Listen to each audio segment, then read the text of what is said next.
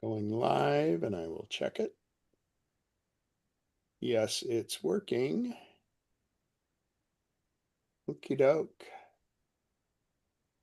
So actually, I'll make a couple of you co-hosts so you can help manage microphones. And I'm going to ask some questions from the audience, but at some point, I'm going to display the watch. So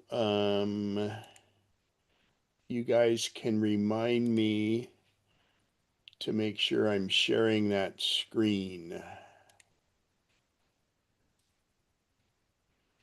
when we display the watch. Okay, cool. So welcome. Good morning. Gonna be another nice day. A little cloudy last night. There's uh, an outside possibility I'll get uh, waylaid today. We have a. It's funny. We have a essentially yard sale throughout the entire Sun City Lincoln Hills, and I have a coffee table I'm trying to get rid of for free. And unfortunately, they left me off the map. But I've put it out front, and hopefully somebody drives by and they can take my coffee table. If anybody would like a very nice glass top coffee table, I'll show a picture of it in a bit. Um, but it's 52 inches by 36 inches, and you need two people to pick it up because the glass is super heavy. So anyway, and I'll display a picture. Oh, that's what I was going to say is when I go in here to display the Apple Watch controls, remind me and I will put a link in the chat at that point because that way if people arrive late, they'll still get the link on how to control the camera with the Apple Watch.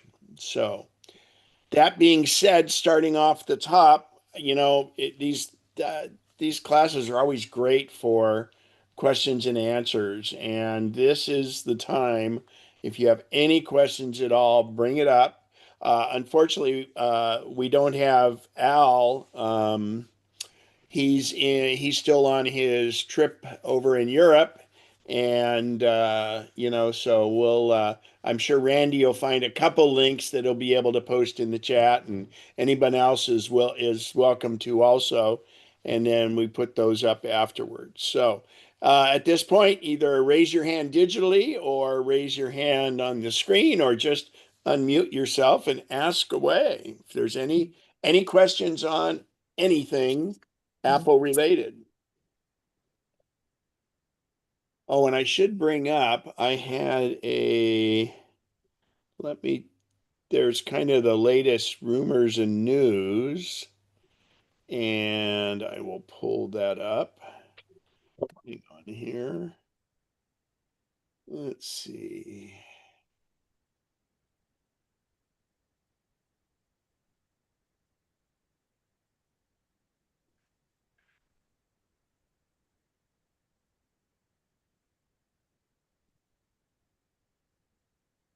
So one thing I want to point out is there's there's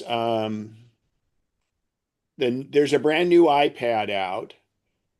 Came out a month ago, and it's the 11th generation of the iPad.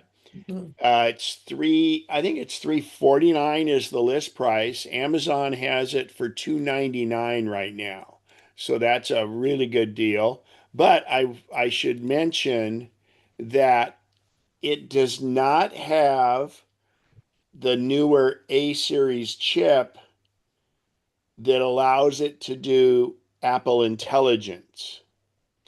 And that's how they keep the price down.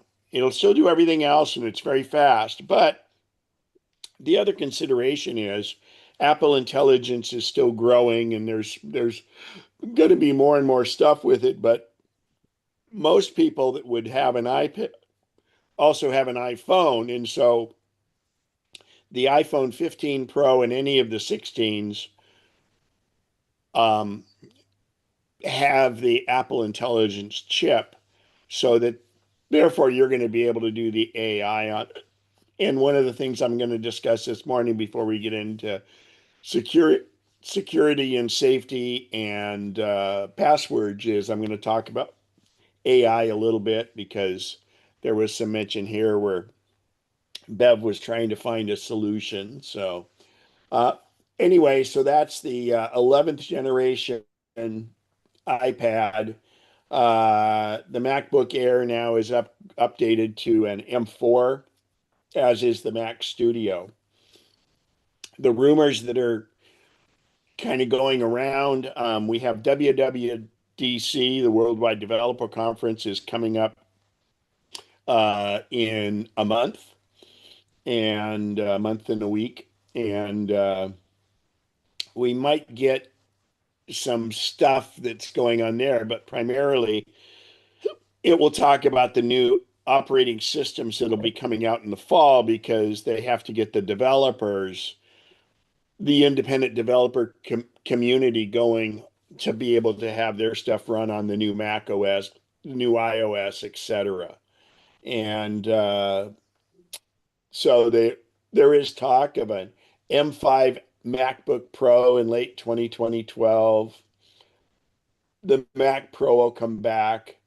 Uh, a new, and they obviously the iPhone 17. I've heard some wild rumors on that. Well, from two of the very reliable sources. So the current iPhone 16 Pro and Pro Max have three cameras in them: a point 0.5, a 1, and a 5x. And the 5x is a 5 times zoom, telephoto zoom. Well, what they're doing is they are there's a rumor that that will go down. Well, first, right now it's a 12 megapixel camera, where the main 1x camera is a 48 megapixel camera, which means you can blow it up quite a bit. It's got really good clarity. And the rumor is that they're going to make the telephoto lens camera, because they're separate sensors and separate cameras, a 48 megapixel, but the 5x optical zoom we have now, they will lessen down to a 3.5 optical zoom. And first of all, that's better for portrait photography. But since it will now have essentially 4 times the resolution, because from a 12 megapixel to a 48 megapixel, it's 4 times the amount of data. But what that would do is a 3.5 with a higher megapixel, if you digitally zoom it to 7, it would be the equivalent of a 7x optical zoom, because you're leveraging the pixels rather than the optical zoom. And we've always been taught that optical zoom is the best, and then you use digital zoom, it lessens it. And so the idea is that it would have the same effect. Hang on one sec. Ken, can you explain what the thinking is between the change you were just talking about? Well, if it comes to be, um, the idea is that, so the phones, for the telephoto, they use what's called a periscope. So um, there are to get a telephoto lens to work, you stack extra lenses, and each lens does different things, but that's essentially how you get the magnification. And I mean, if you think about a regular camera, the longer the lens, it's usually the higher the zoom factor, or excuse me, the focal length, because it has to build in more lenses. And in fact, think of a telescope versus a lens in a camera. So there's and they really strive to make the phones fairly thin. So what they've done is in the phones they do this thing called a periscope effect where think about the periscope on a submarine or think about when you were a little kid and you're in the little fort that's made by your picnic table and you need to see up over the top. Well, what that is there's essentially two mirrors.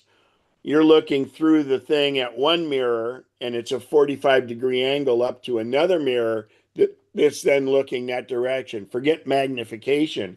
It's essentially a periscope would be like in a submarine too, where the entire submarine doesn't need to go above the surface.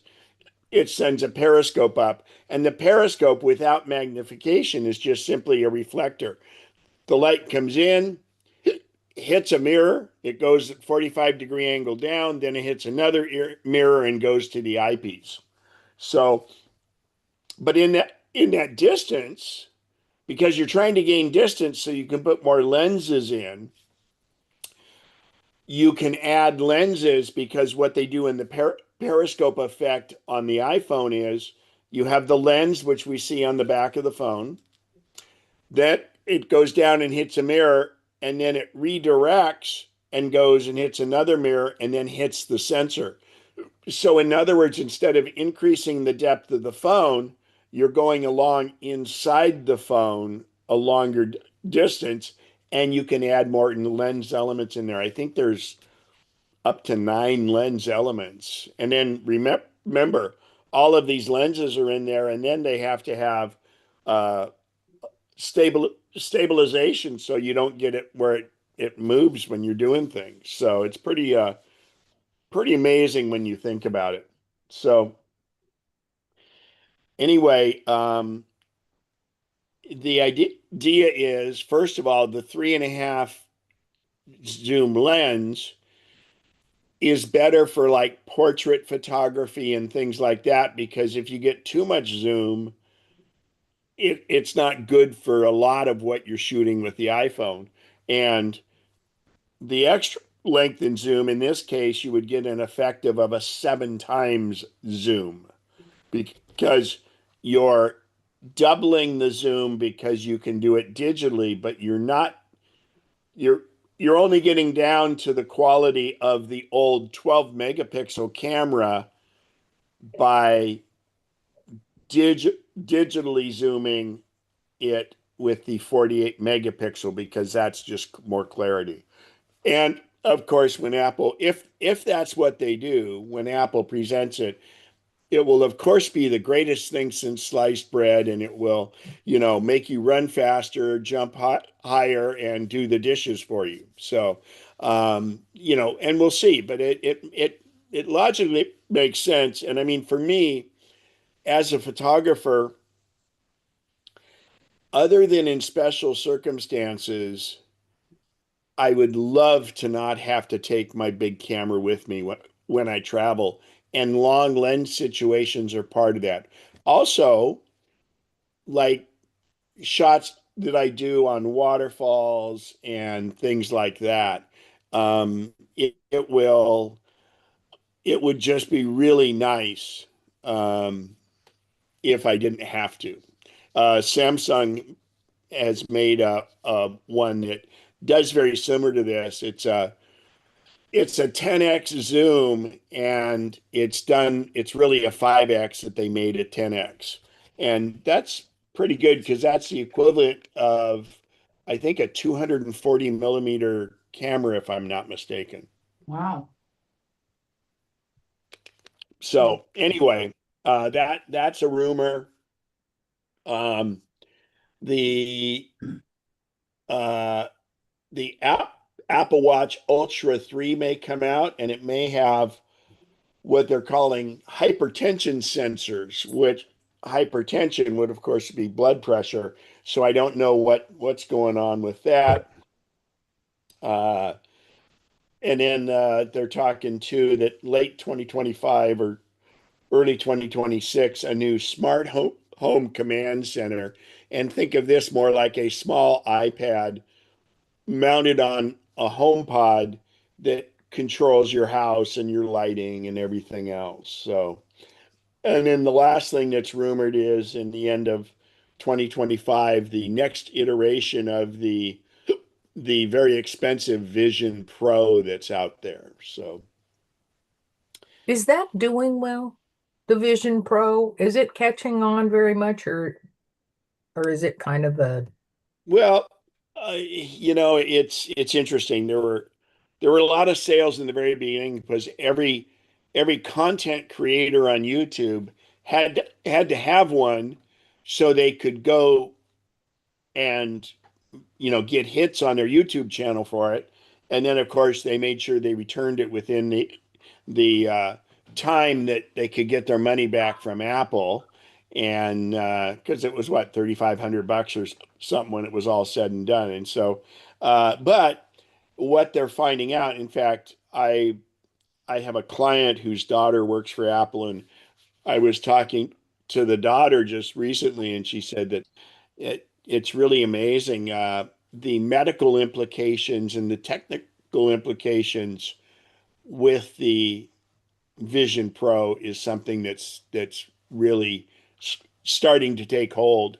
For instance, doing remote surgery, or even for surgeons to be able to go in and do different stuff. So hmm, it's it's not taking the world by storm, right? and and that was known. I mean, it's the first generation of any product is usually the toughest, but it's you know, and it'll be. I think the future is more like what Meta has.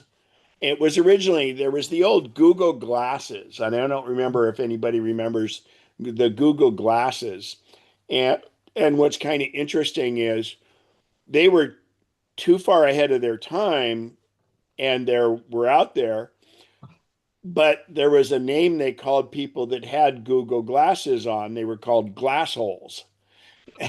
And I thought that was pretty humorous. But the idea with it is, so it's augmented reality. So that's where, like, when you use your phone, the camera on your phone, if you're trying to look where a restaurant is or things like that, it's using the camera in that. So think about, you're walking down the street and you see someone that you know, but you can't remember who it is. And the glasses would bring up through facial recognition that person, and it could get so good where it would search the internet and, oh yeah, that's so and so that works for so and so, and their spouse's name is X. So and that, I mean, it's that can be very handy. But in the practical sense, you're going along and you look over at a restaurant, and it immediately comes up with reviews of the restaurant or the menu of the restaurant for you. So things like that will be very beneficial. The other thing is, since we were talking about, because Pete McDonough was talking earlier when he came on about think about people with sight impairment, what that would be able to do for them, because it could speak things to them. It could say, you're getting ready it directs you to the crosswalk, and then you turn your head one way and turn your head the other. It could tell you if, in fact, cars were coming. So there's huge implications with that. And the big thing is, just like self-driving in the car, and then the new robots that they're doing, the humanoid robots, we finally have enough computing power and the lack of latency which can make that happen. Let's say AI or autonomous driving or the robots was 5 years ago. We just didn't have the computing power. We had the technology to make it happen, with the exception of the computing power. Because if you think about things like this, helping a blind person look for traffic both directions, if it takes 3 seconds for the computer to figure out that data, that's really not good data. In self-driving, if a light turns red and it takes even a second for it to know that, that's not good. So what I do is when I've taken videos in every version of self-driving, I'm stopped at a light and I'm showing a picture of the light on my screen, and I've got the light in the camera also, and I can see the latency in it. And I take a video of that and I'm able to see, and it is as instantaneous as if I'm looking at the screen, or if I'm looking at the light, and as soon as it goes green, I look down to the screen, it's already green on the screen. Now there is a little latency, and I can pick that up when I'm in the video and I'm looking at both the light on the screen and the actual light itself. But the latency on that stuff has gotten very, very, very small, which is great. And latency, I'll give you an example of what latency is. We have that on it's the delay is what it is. And if you remember in the old days, when CNN first started, they would have a satellite person reporting from Turkey, let's say, and they would try to carry on a conversation with the news person in Turkey to the person that's sitting in Washington, D.C. And it made for tough conversations because there was, even a 1 second delay is a lot in a conversation. And so people start talking over one another. And that latency was simply the amount of time it took for that signal to go at the speed of light to get to from one location to the other. Well, latency in the computer is, now it's really small. And now what's even amazing is the latency on our internet. And what latency on the internet is, if you are going in and you're pushing a search and you're saying, give me an apple pie, the best apple pie recipe, when you hit enter, that information has to get transmitted to a computer somewhere. It has to do that search and has to get back to you. And when you think about it, it's like, man, it's almost instant. Well, that delay on that signal is called latency. Latency. Go ahead, Mary. Yeah, I saw, when you're in Facebook, things pop up, and one of them was that you could do that with an iPhone, you can read your blood sugar on your arm by just taking a photo of your arm. Is No, that's not true. that's kind of what I thought. Okay. I mean, Now, there are blood sugar monitors that attach to your arm, and there's an app that reads that. eh, Now, the holy grail that the Apple Watch has been trying to work on for a long time is, well, it's interesting. I found this judge online that does a lot of it's really a kind of neat thing, and he gets all these different cases, but man, he fires them like this. There's a thing called a scram device. So, like, because he deals with a lot of people that have, for one reason or another, most of his, I think, are driving infractions. But there are ankle monitors that do GPS, right? You don't have to raise your hand if you know intimately about them. That's okay, but don't raise up your foot. But uh, but I learned in this that there's also one now called a scram device that some people will have the GPS monitor on the thing because he gives them like a curfew, and can monitor where they go. They're legally only able to go to work, and it's a kind of home confinement kind of thing. So that's what the GPS monitor is.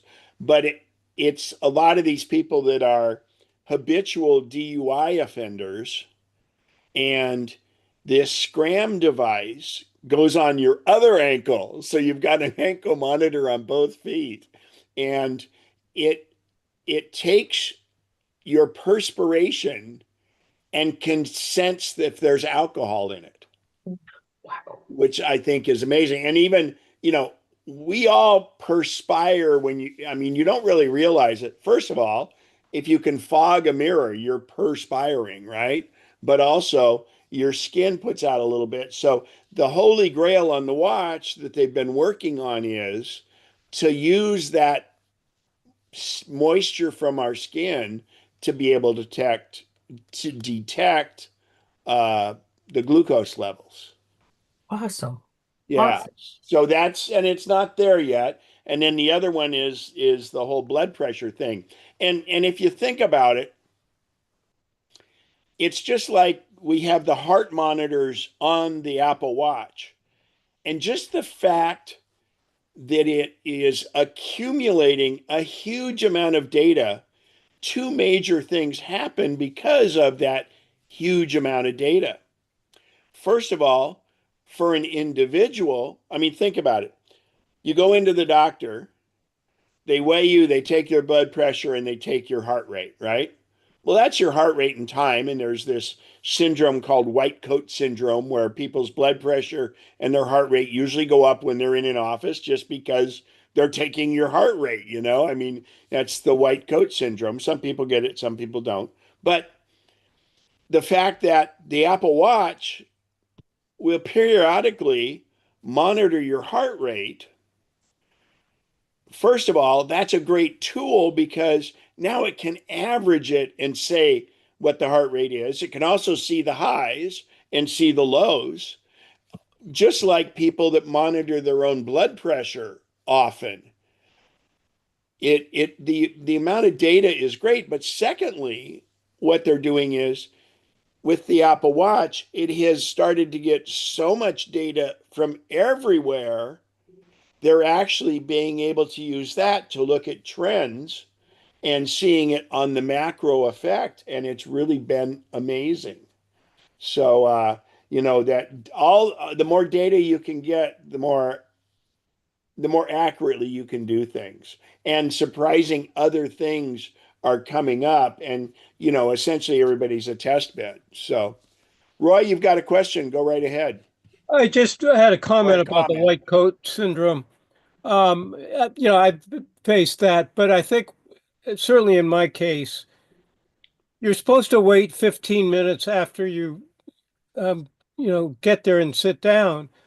When I walk in from the parking lot and up the stairs, and then 5 minutes later they want to take my blood pressure, it's going to be high. So you can call it white coat. My doctor calls it white coat, but it really is the fact that they're doing it incorrectly.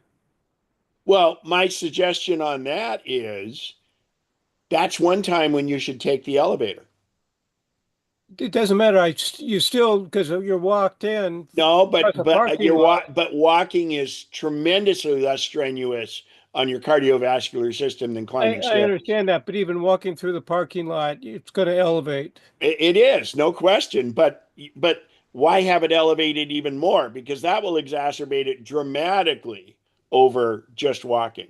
So, yeah, no, but that's why you should take your blood pressure a lot, do it. And what I also do is if I have a new blood pressure machine, I take it in a couple times to compare it to theirs so that I know if there's a factor on it that it fudges up and down. So, that's in fact what's really and I've tested this and it doesn't seem to make a thing, but if you're sitting in a chair and you cross your right ankle over your left ankle, they say that's going to throw it off. Yeah. I don't know. That's kind of doesn't seem to be to me. And actually, believe it or not, you should take it on both of your arms to see if you have a predilection to a difference there too.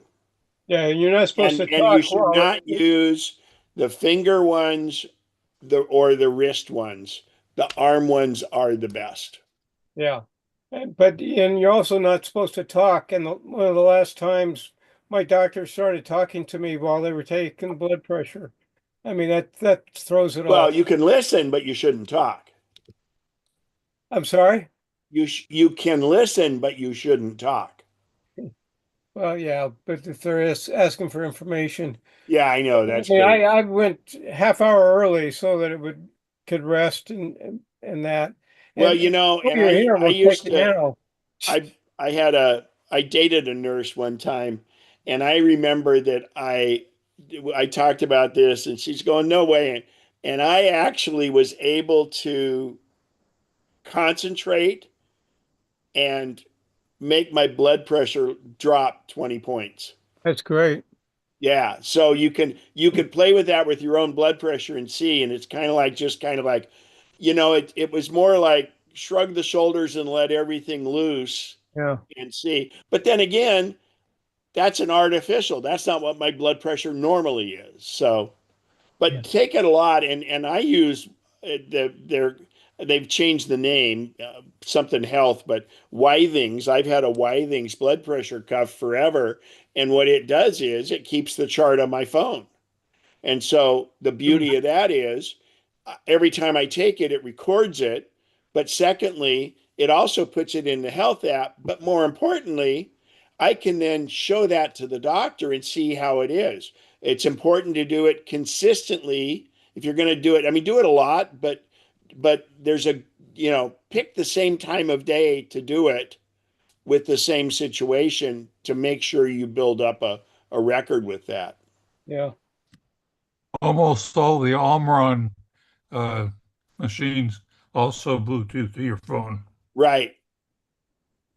Hmm. And if worse comes to worse, you can make yourself a spreadsheet and do it. But the beauty is that you let it interact with the Apple Health app, and then that goes. And the Apple Health app will go in and get your Kaiser or your Sutter or whoever it is records and integrate all that too. And don't be afraid of that because it's a huge tool. So, and it's amazing because it can come up and give you some ideas and some warnings. What one amazing thing is, the Apple Watch, the the ones the everything except the SE can do the cardio, an electrocardiogram, an EKG or ECG, and that's how you can check for AFib. But in all this they've done with the Apple Watch and all the heart rate monitoring, because pulse is different.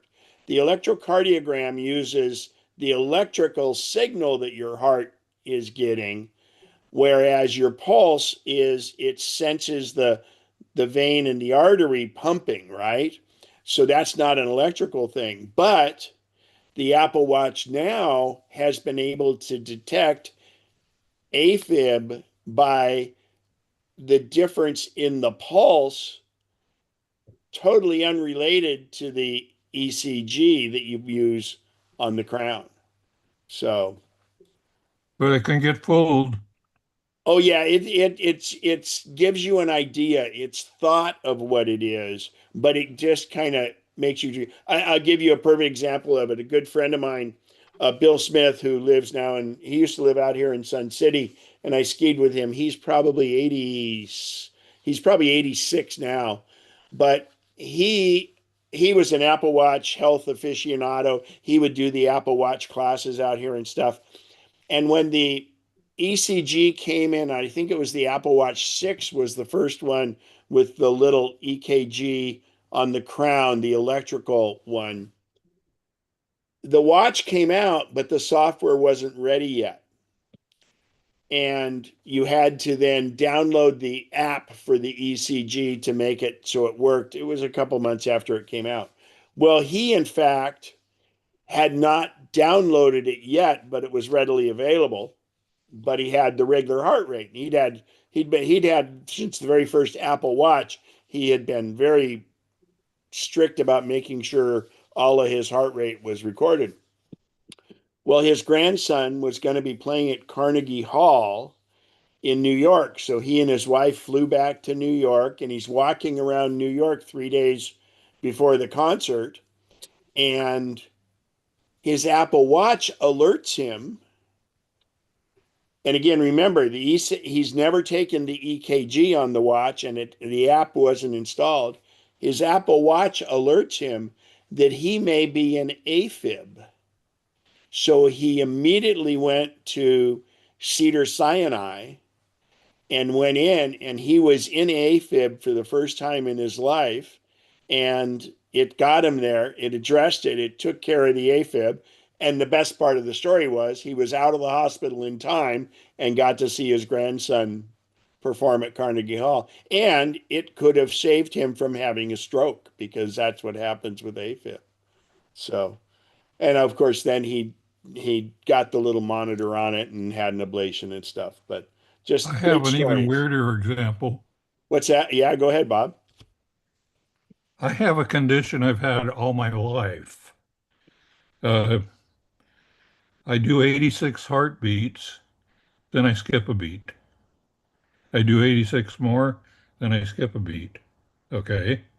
This is and this is fairly common among the Kurds and Armenians that are at the far eastern end of Turkey, Hmm. and from what I've learned. But the bottom line is, uh, the the first two or three beats after the skip are very fast. You know, like you jump to 110, It's catching up. 115, and then immediately you go back down to wherever you were in the 60s or 70s. Okay.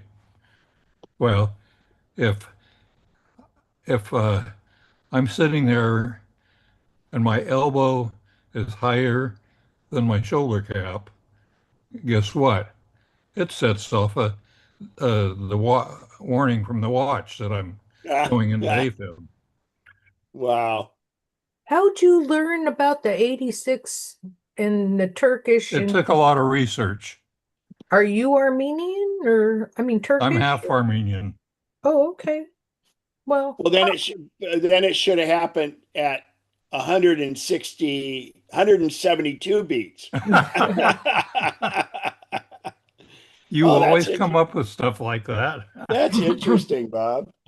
Anyway, so so I'll get, you don't always remember where your arm is because you're doing things, and so I get probably half a dozen AFib warnings every week.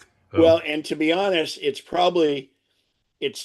not more likely to happen because your arm is up. The watch is more likely to do it because it's more effective because the pulse isn't getting to the watch as strong when your arm is up. yeah, all right. So Yeah. Well, that's interesting. And do you feel the misbeat? no, I don't. There, if you do research, if you read up on AFib, it lists about 7 characteristics that you're going to have at least one or two of, and I never have any of those. Oh, well, Other that's than good. the only thing close is a couple fast heartbeats. Uh, that come after the skipped one. Yeah, where in normal AFib the fast heartbeats are preceding, not after. Right. Well, yeah. Well, actually, that brings up my story. I haven't told it for a long time, but because AFib is a pretty common thing. It seems to be more common now, but it's not what it is. It's more recognized now. AFib's Yeah, been around for a long time, but there weren't ways to recognize it. So the original electrocardia device was the thing called Cardia with a K, and it was by AliveCore was the company. And the guy that started it he was one of the guys that developed the Android phone. And I remember doing a MacNexus presentation where I have a thing called a PVC, premature ventricular contraction. Okay. And I call it like a flutter. I feel the flutter when it happens. And the doctors all say, oh, it's no big deal. But it was like, it really always kind of, I wondered about it. And so when that cardio device came out, which is where you would put two fingers on the device and it would give you a mhm. one lead EKG to the phone app and you would see your little strip. So it was the precursor to it on the Apple Watch. And that little device was 99 bucks. And I said, man, okay, I got it. And I'd had the thing about, oh, I want to say I'd had it 2 months. I did a presentation in for MacNexus and was showing it on one of the Apple Watch, not the Apple Watch, but one of the classes. And it showed my heart rate was normal. It did show that little what's called a PVC. And anyway, I woke up 2 days later on a Monday morning. I woke up. No, it was a Sunday, so it might have been right after the Saturday class. I woke up and I'd had this device only about for 2 months. I woke up in the morning at 5 o'clock, went to the restroom, went back to sleep. Everything was fine. At 5:30, I woke up and I felt like I had a squirrel running on a little cage in my heart, just going, my heart was going really fast like this. And I'm going, wow, that's weird. I felt fine. I felt completely fine, but I felt that my heart was just going fast. So I said, man. So I took my pulse. You know, the Apple Watch was doing a heart rate at that time. It was slightly elevated, but no big deal. But it felt like it was going super fast. And then I put my blood pressure cuff on, and yeah. And then I go, oh, wait a minute. I've got that EKG device in my pants pocket in the closet. So I went and grabbed it and sat down. And what looked like, because my pulse said it was around 78 or something like that. So it was a little accelerated over what it normally was. But when I took my EKG, it goes for 30 seconds and it said, you might be in atrial fibrillation. And it showed 156 beats per minute. Hmm. So, of course, I immediately went to Google and I said, okay, AFib this. And I looked to see if there were any other conditions that I had. And I said, okay. So I went in, I figured, well, I better go to the ER. So I went in and took a shower, which was not the smartest thing because warm water is a vasodilator. But anyway, I showered, I put on my Scotty vest, and I made sure I had my iPad, my iPhone, and then in my bag, I made sure I had my MacBook Pro. And of course, I made sure I put chargers in all my pockets because Yes. I'm going to the hospital, right? So I get to the hospital. This was when I was with Kaiser, and I go to the ER, and I don't want to be that person when I check in and say, hey, I've got AFib. You know, it's kind of like, I just say, oh, I've got a little bit of speediness going in my chest. And of course, then they take me right in. So they put me in and I'm okay. I don't feel bad or anything. I feel fine. This heart's just going super fast. And so they call in, they listen a little bit, and they call in the guy with the big EKG machine. It's called a 12 lead EKG. It looks like the little R2D2 with the screen on it. And this guy comes in, young technician, and he's hooking up the wires. And he says, I said, hey, when I have this little EKG device, do you mind if I do that when you run the thing? He goes, oh, no, that's fine. He goes, wow, that thing's interesting because this was like the beta test on these things. They were brand new. And he goes, wow, I know somebody that could use that. And so when he ran his strip, this at the time was a single lead EKG. They were exactly the same. And it was like, man. So then I'm sitting there and then a nurse comes in and I said, yeah. And she's saying, yeah, this. And I said, well, yeah, I took it on this and it's the same thing. And she's like, wow, that's really interesting. I know somebody that could use that. And so finally the ER doc comes in, young guy, real good guy. And we're kind of talking around and I was able to tell him the story that at 5 o'clock, my heart wasn't racing, but at 5:30 a.m. it was. And I took this with that and I said, and the day before I had done my EKG on here and it was just fine. And when I'm showing him this thing, first of all, he goes, oh my gosh, here, let me see that. And he does his own EKG on the darn thing, and I show him what a strip looks like. I mean, we probably violated every HIPAA thing there was. But anyway, he goes, oh, I know somebody that could use that. But the what it was because of taking that with AFib, you risk your blood clotting because AFib is where the upper chamber of the heart does not completely flush the pumping, doesn't take all the liquid in your heart and put it in the lower chamber and then to put it out to your arteries. Some of it stays behind because it's beating so fast it doesn't beat completely the upper chamber. So what happens when blood pools? It coagulates. When blood coagulates, what happens? It clots. And the whole danger of AFib is that if it clots and then you throw that clot out there, then you've got a stroke. So the big thing is they can do a thing to shock you to get your back in rhythm, but they won't do that if you've been in AFib for a length of time. Since I was able to ascertain that the night before I wasn't in AFib, he was able to say, oh, then we can shock you fairly soon.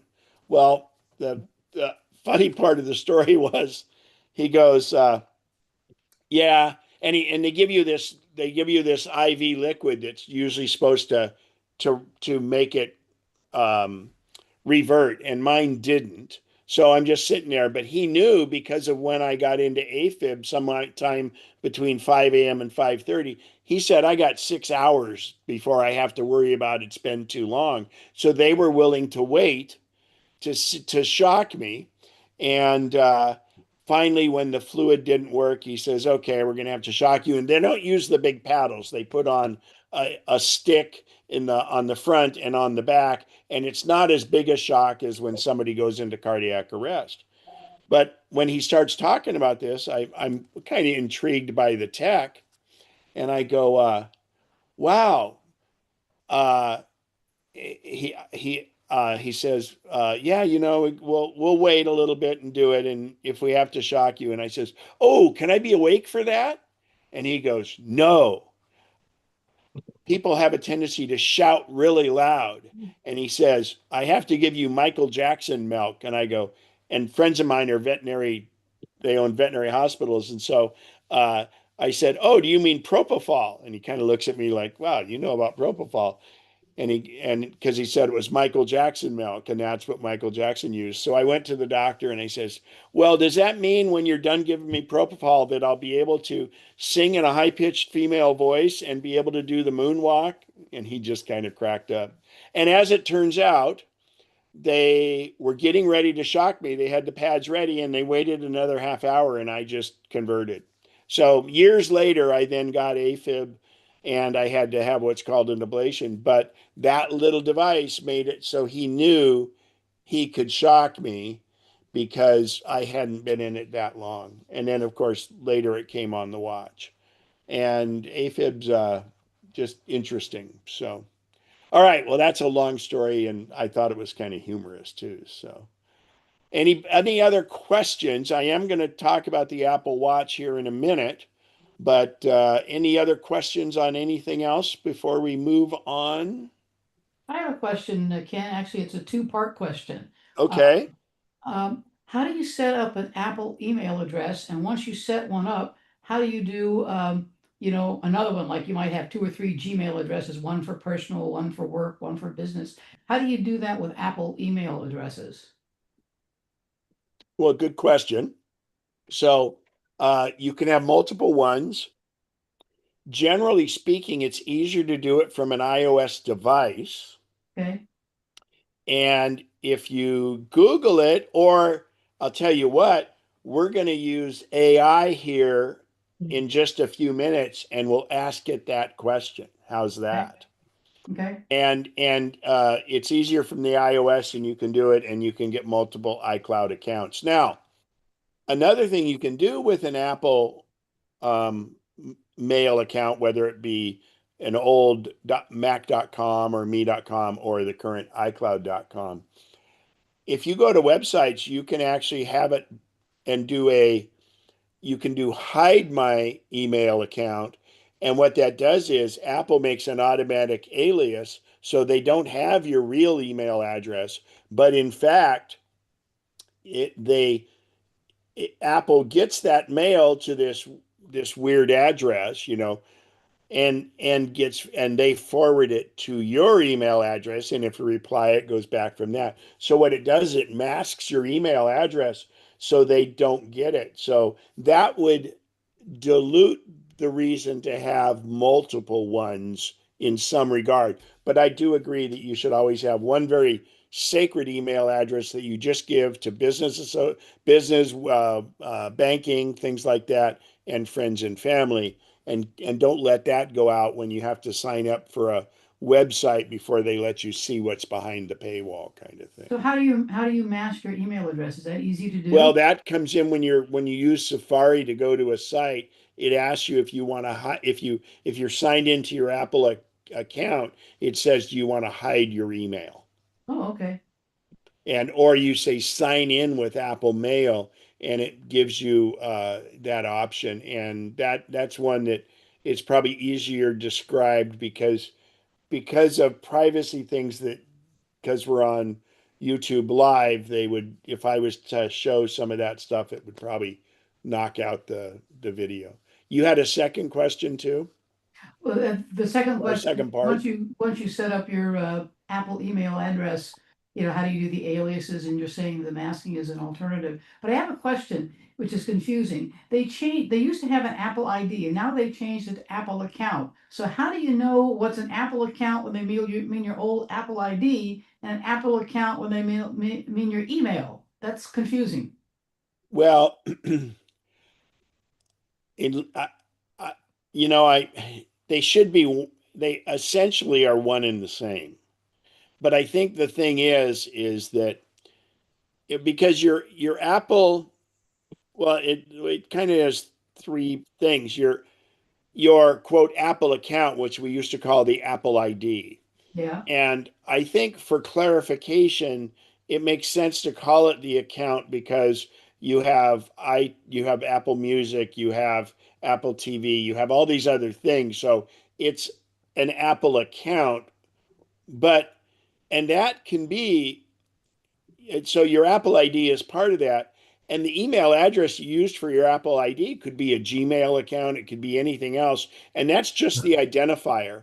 And right, so when it's not an iCloud account, when it's let's just call it a Gmail, well, what happens is that's your identifier, and think of that as your username for your Apple account because you're okay, not getting email through Apple on a Gmail account. You're right, only getting email through Apple if it's an iCloud, a me.com, or a mac.com. right. That makes sense? Yeah, it was just confusing because it's like, well, what do they mean when they say Apple account? Are they Yeah. talking about the, Think of yeah, it for us that have been around long enough. Think of it as your Apple ID okay.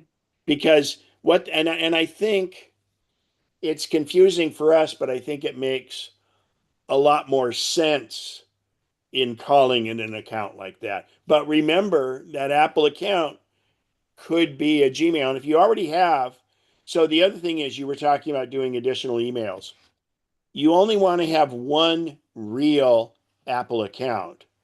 These others will be used strictly for additional emails, and you don't use them as your Apple account because that would get very confusing because of all your contacts, your calendar, everything gets synced using your Apple account.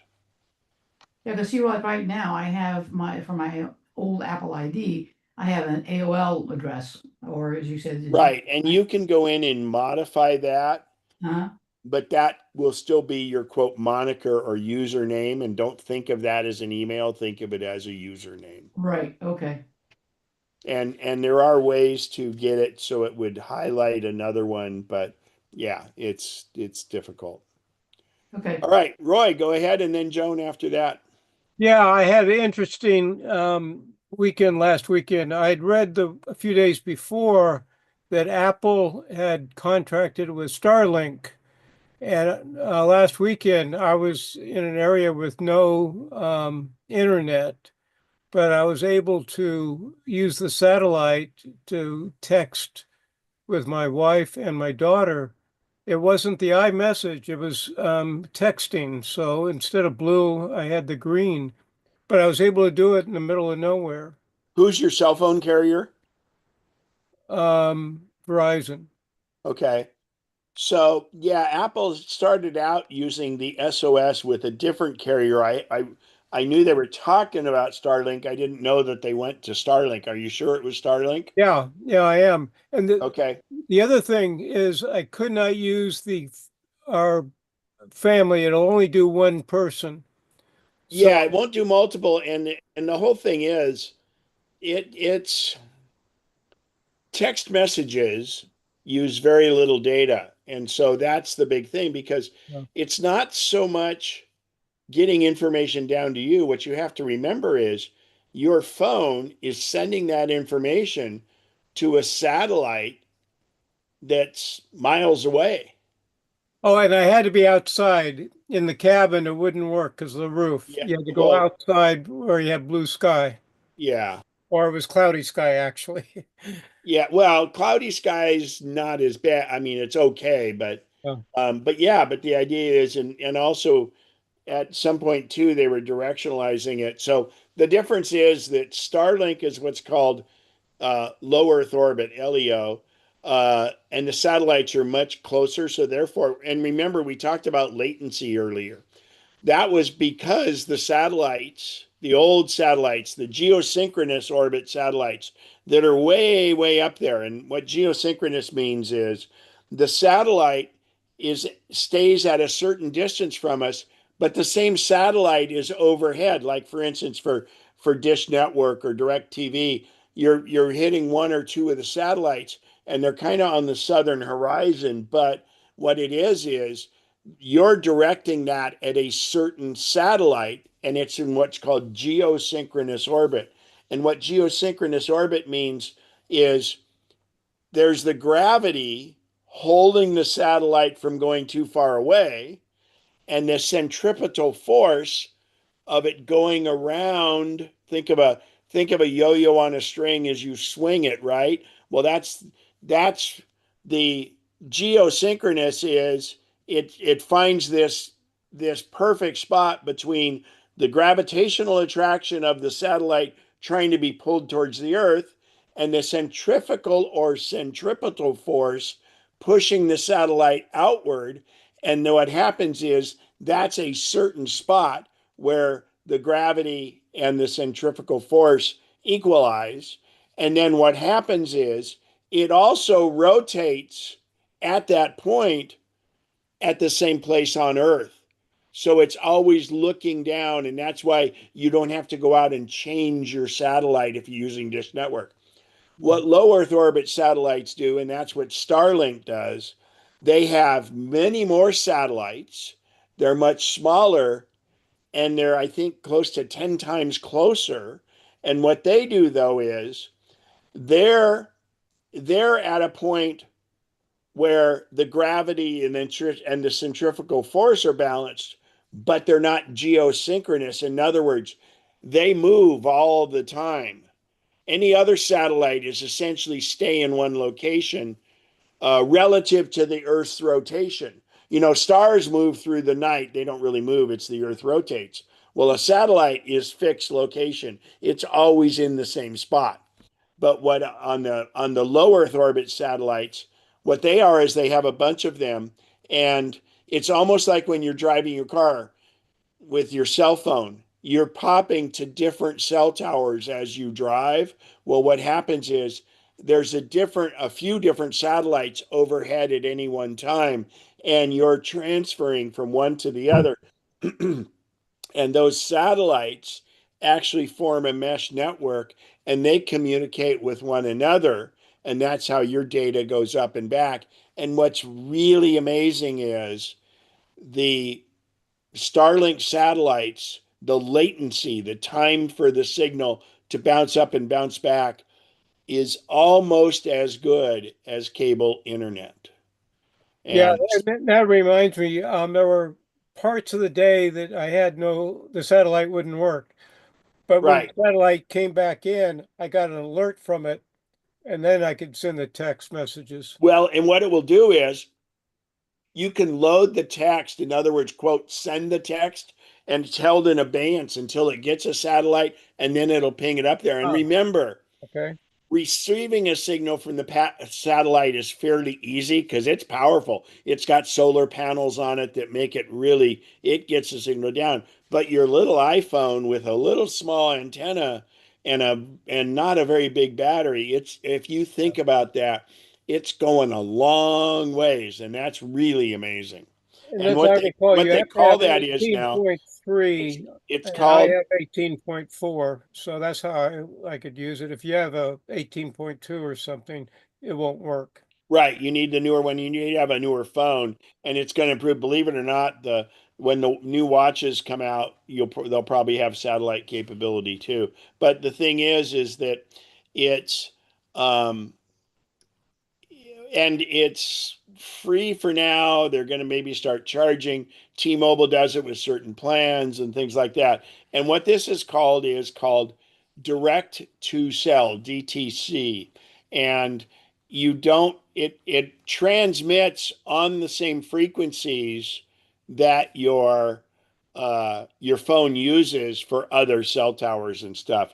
And that's a new thing, and it was tough to get it approved by the FCC. But then, and you will eventually. I mean, right now the Starlink.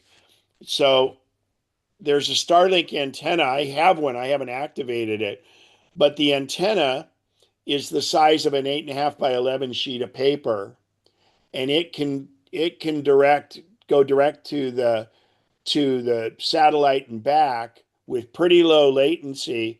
And I could be moving 100 miles an hour in the car and it will work, and it will be better than DSL speeds. And actually, they're getting close to doing gigabit Ethernet or gigabit speeds now on it. And it's pretty amazing.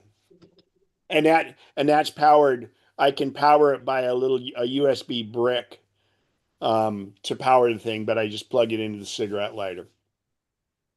Amazing technology. When I was on both of the times when I did the Antarctic cruises, the Viking they include free Starlink, and I had a better connection in Antarctica than I have at my house. So good point. Joan, go ahead. Okay, I'm back to hide your email. Okay. Okay, I've been on a lot of different places and it's offered to hide my email, and I have. And each place I get a different hide my email um, Yes. place. Yes.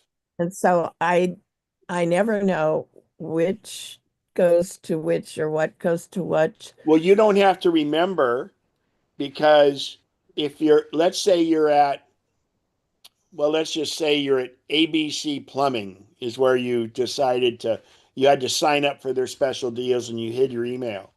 If you go back there and you need to sign in, it will use the same one that was saved from that location before. You don't need to manage it.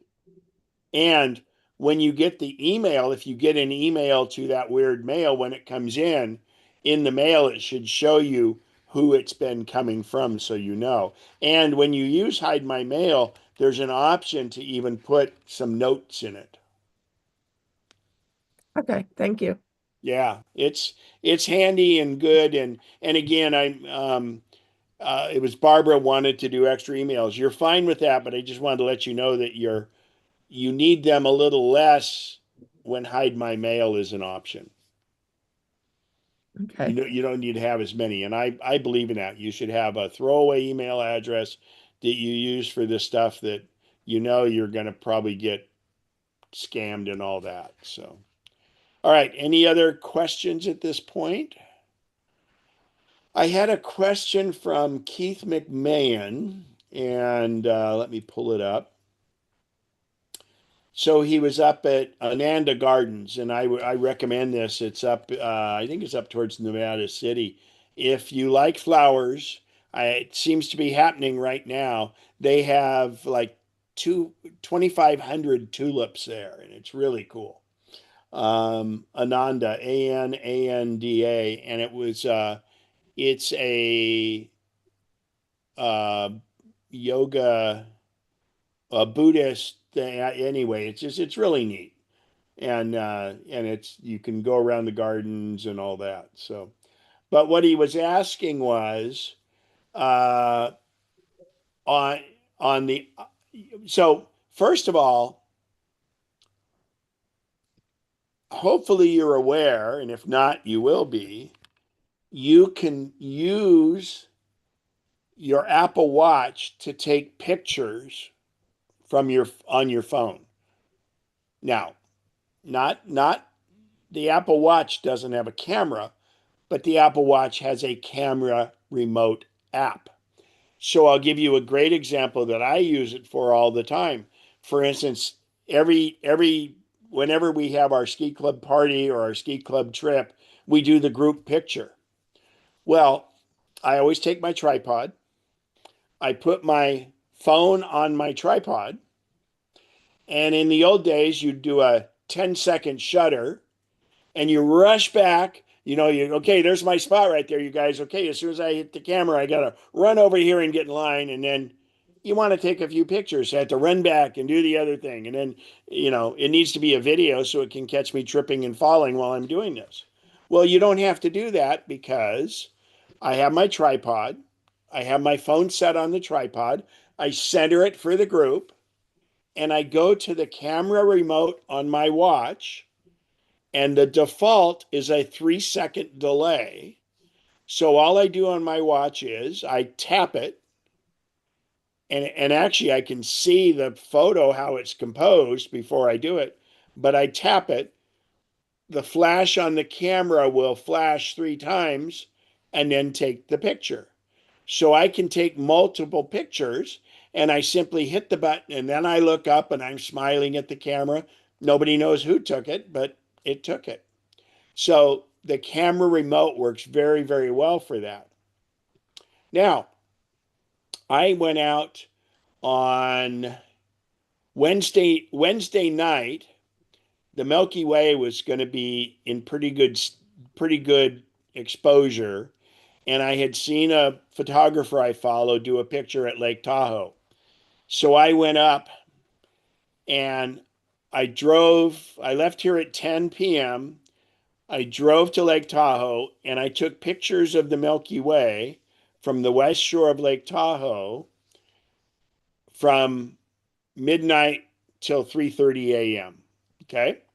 And I did it with my big camera on a tripod. But when I mount my big camera on the tripod, I also always mount my iPhone because the iPhone takes really good photos. And my favorite firefall photo ever was when I couldn't zoom my big lens out far enough and all this stuff was happening and I was able to get it with my iPhone.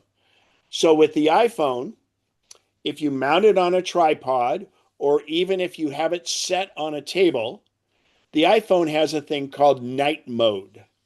Night mode is where it's real. And by the way, you should virtually never use the flash on an iPhone. It should always be set to off. There's only very few exceptions you would ever use your flash. So if I turn it to off, what happens is there's night mode. Now, night mode, what it does is if I'm holding my iPhone up, it can go about 3 seconds. It'll take a 3-second picture. So I'm trying to hold it really still, right? Well, what happens is the phone senses the movement and it takes a 3-second photo, and a 3-second photo would usually be really blurry, right? Well, the phone is smart enough. It knows how much it moved and it tries to accommodate that into the picture. Now, if you can make the phone so it doesn't move, sometimes that 3-second can expand up to 10 seconds, or sometimes it can even go up to 30 seconds. If the phone senses that it is not moving, it can expand to 30 seconds.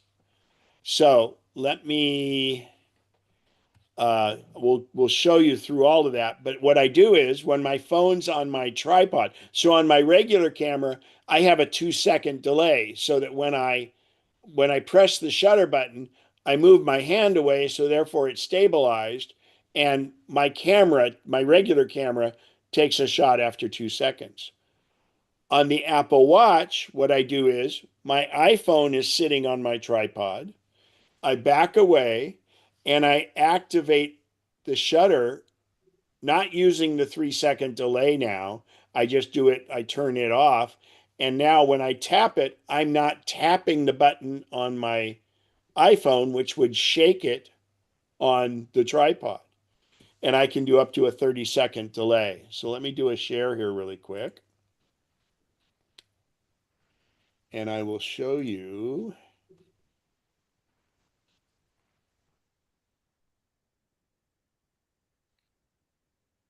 That's the Milky Way from my iPhone.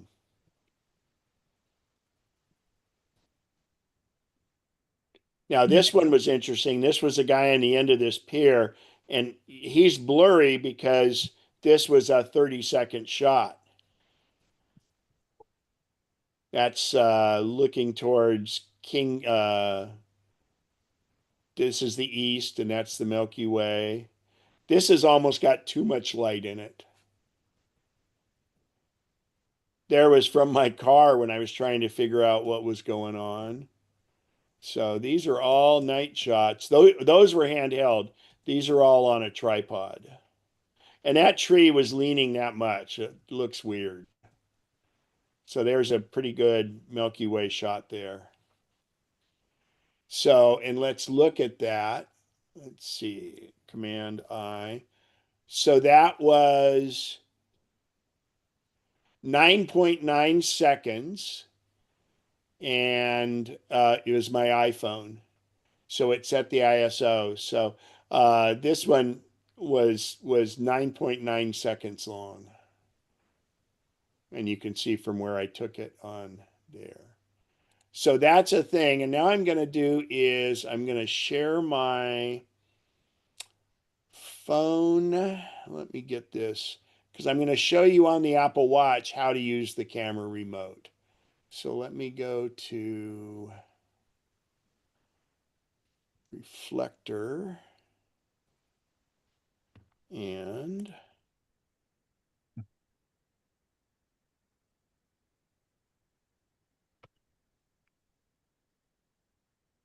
all right.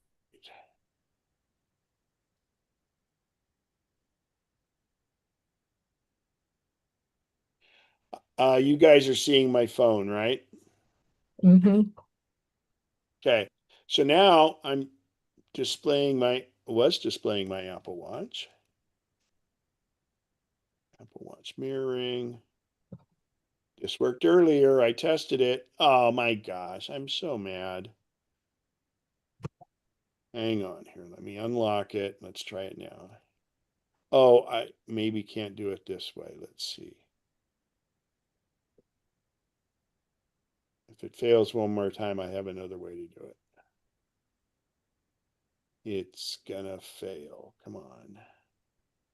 Come on, Apple Watch. All right, let's try it this way. Settings, accessibility.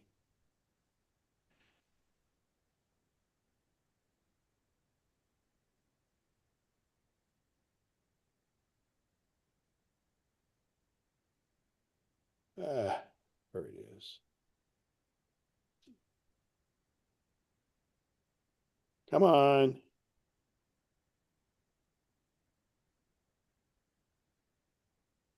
Come on. This is weird.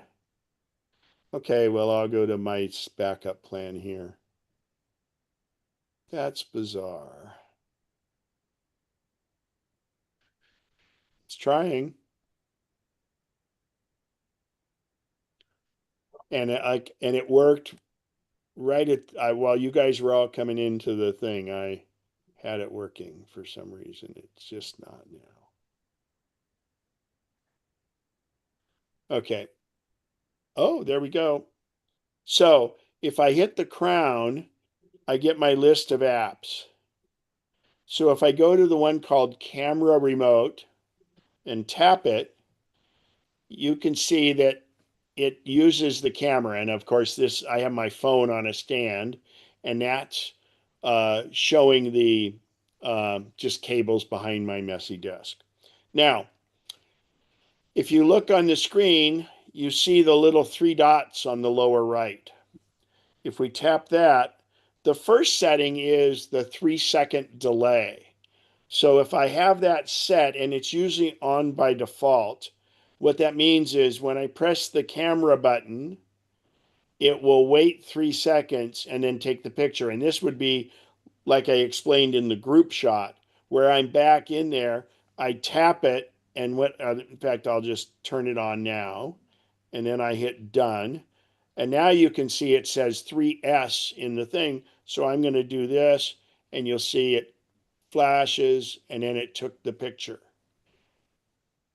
And now in the lower left, if I tap it, that's the picture I took. In the lower left, you can see the picture in picture. I'm going to go back and change this to turn off the 3 seconds. And when I hit done, now when I tap the middle button, it took the, no, it's not supposed to do that. It took a quick picture.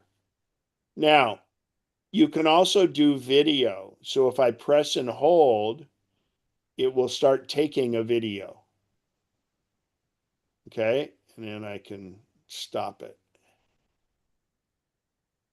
Okay. Now, one thing that Keith asked in his question is, can you zoom in or zoom out? And the crown, the round button on the side up at the top, if I zoom it in, you can see I've got now the wide angle, and I'm actually changing. Oh, come on here. There's the 1.1. You can, it's delayed, but you can see it zooms in. So I turn the crown in and out, and I can do different zoom.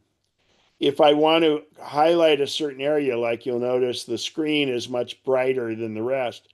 If I tap up top, you see it gets a little square. If I tap down here, it actually focuses in on that, just like you would on the phone. And then I'll show you some other things. Do I want to do the front camera? Do I want to do this rear camera, the selfie? I can have the flash on or off. I can actuate live photo. Oop, hang on. Live photo, auto on or off, or the flash, and I have mine on.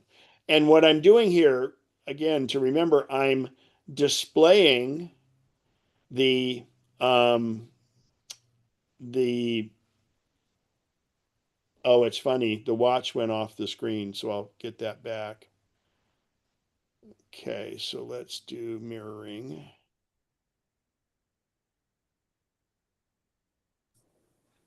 Ken, this is the watch controlling the phone, right? The watch is controlling the camera on the phone. Okay, so how far apart can they be at the most? You know, it's Bluetooth, so 30 feet or even a little more. So, I mean, it's for doing a situation. Well, I've done it where when it's really cold at night, I'll sit in my car. On my iPad, I can control my Sony mirrorless camera, and in my car, I can be in the heater and I can control the Apple Watch, or I'm sorry, the camera on my phone from it. So, and what happens is when if I hit the button and say camera remote, it now fired up, and you can kind of see in the background above where it says Ken's Apple Watch, you can see that's the screen of the phone, and the camera is fired up there, and it shows the the 3 second because it's dark. That's that night mode up there. And so then what happens is if I'm not taking a photo, and sometimes the camera will time out, and then I just go back to the watch and it says open camera, and it will do that. Not sure if I can, it won't show this, but what happens is even if the camera goes to sleep, you just go to the Apple Watch and hit camera remote. It wakes it up and then starts the camera. So the Apple Watch is great for that. All right, I'm going to go off of that. Let's see. And we're going to talk about the camera really quick. So if you look, I don't know if I can get that probably won't show. So anyway, I always have my flash off, but right in the center of the screen at the top, you see this little chevron. Well, when I press that, it exposes more stuff down here. For instance, if I do this, I can set my flash to auto, on, or off. Okay, flash off is good. Then I'm going to tap that. And now the next one is, you'll notice that my phone is very stable right now. So I can do a 5 second exposure because, it's dark behind my desk here. So when I hit this little button here in the lower left, that's kind of it's yellow. If I tap that, look what happens. I have a timeline, and I'll try this and it should work.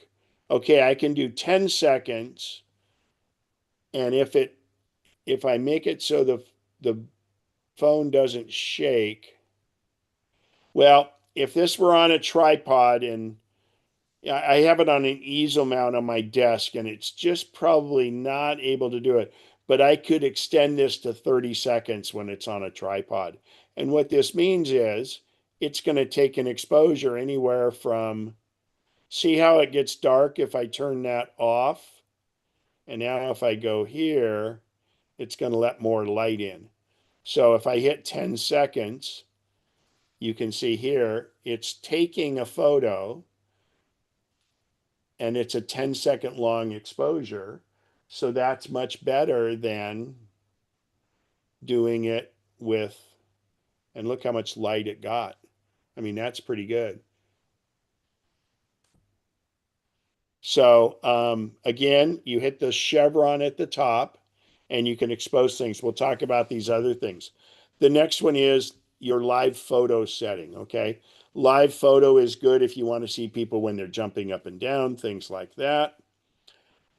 And then I'm going to hit it again. And then the other one is, do you want your picture to be 16 by 9, 4 by 3, or square? Sometimes social media uses square. The other thing is, and this is really helpful, I can set my exposure level. So you're looking at this screen. I can tell it to give me more light, in other words, +2, or look at how dark it gets if I give it a -2. So if I wanted to kind of give it a little bit more, here's what 0 is. That's probably a little too much light. So I'll say, go ahead and give it less light. And it gives it a neat effect. That's like just setting your f-stop. And the last one is the timer. You want a 3, a 5, or a 10-second timer. And then the other one, if we look up top, and you can see that my setting there is a 1.3. I like to set it back to 0. And then you can turn on in the upper right, you can turn live photo on or off. And then you can also press and hold, and you have your different settings. If you have the Pro, you can do RAW Max, which is really high-end big file size, and you can adjust it. If you're just taking pictures at Costco with of the price tags and everything, just put it on HEIF max, and that'll keep your file size down. And obviously you have all the things on the bottom here. You can do slow motion, portrait, different things like that. But we've done some iPhone classes, but I just wanted to bring that up with what we're doing there. Okay, so now let me go ahead and turn screen mirroring off. Okay, fantastic. Any questions on that before we move on to the keynote? Go ahead, Harmon. Is your objection to Flash that it washes out parts of the image or something else? Yes, but here's the deal. So you've all been at, like, let's say a concert, and the stage is a couple 100 feet away, and people have their flashes on their phone. Well, a flash on your phone might be good for about 5 feet because it's not, even though it's super bright, it's not very bright. And what happens is your phone says, well, I'm going to put the flash on.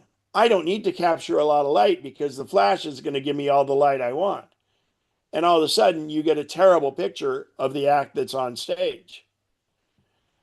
Also, for most things, the sensor in the phone is so good that you're better off taking and what I do is for most of my, because first of all, you can never recover from an overexposed photo, but you can bring more light out of an underexposed photo. So the thing is in a trying light situation, well, one thing, a photography effect with it is if you have someone wearing a hat where the brim comes down and you want to highlight the place on the face and stuff, that's called a fill flash, and that's okay. But remember, your flash is only good for about 5 feet. And it's going to make settings. And believe it or not, the iPhone has such a sophisticated flash that it will use the sensor to see what kind of light is, if you're on incandescent light or LED lights or whatever, and it will adjust the flash accordingly to give you really true color, which is really neat. But I prefer to turn the flash off, and I usually turn that night mode off, especially if I'm hand holding, because it's going to blur it, and I let the sensor do whatever it can to bring the light in. And obviously this sensor is good because this is the Milky Way, for darn sakes, and that's taken with an iPhone on a 9-second exposure on a tripod. And well, actually, let's go to, I'll show you some handheld. These I took, these were handheld, and I had my car window down, and but I braced it against the frame of the roof. But this is handheld, with no flash and no night exposure. I don't think it was night exposure. Let me look. Yeah, it was 2 seconds. It did a 2 second. So I let it do night exposure in this case. This one was two. Now see, this one was a 10 second because that was on my tripod. Here was 1.1 second. 1 second. 1 second. 1 second. Oh, and this was just in my car. And I actually used the flash in this regard because this was on the console of my car. And I did use the flash because I wanted this to show up. So, but anyway, that most of the time, and that was one of the rare times I use the flash. And what I do is when I'm going to use the flash and I want to use the flash, I don't turn it on auto. I turn it on because I specifically wanted a flash for that shot. So, but normally it doesn't help your photo. The sensor is so good that it's just amazing. And in this case, a flash wouldn't have, all a flash would have done, it wouldn't have enhanced any of this other stuff, but it might, I say might because this is across the street, it might have made the tree a little bit brighter. But I could go into this and make the tree brighter really easily. I'm just going to go here to edit, and I'm going to go to shadows. And this is because I shot this in RAW. I'm going to take shadows and look at what happens to now we have a green tree. And that's tough because it's pretty bright behind it. So good question on that. Any other questions? Let me undo that. Done. Okay. So let's go to the keynote. We're going to talk about passwords and security. Oh, let me get back to Keith's question too. There were a couple other questions on the Apple Watch. And he asked, can I do close up or macro mode? No, you can't do that from the phone. I'm sorry, from the watch. The phone itself flips into macro. And can you change the focal point? I showed you on that where you tap the screen just like you do on the iPhone to change the focal point. You do that on the screen. And then you can change the shutter time remotely. And no, you can't do that. There are apps that allow that, and some of those you can do it on the Apple Watch. There's an Apple Watch app that allows you to set the shutter speed. There's a guy I follow that does some incredible nighttime photography. In fact, if you guys are into that, let me go ahead and find that. I'll do a YouTube search here. Uh, I think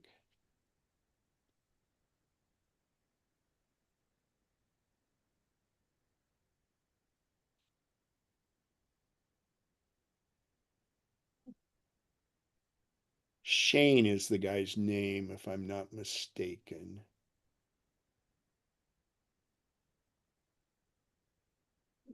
Let me search under, he has a weird spelling of his name, Shayne.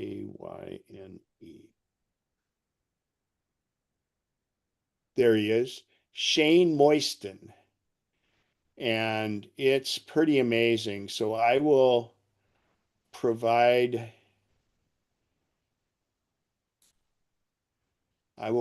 this link. I'll put it in the chat because he's really good. Where'd the chat go? You guys are seeing my screen, right?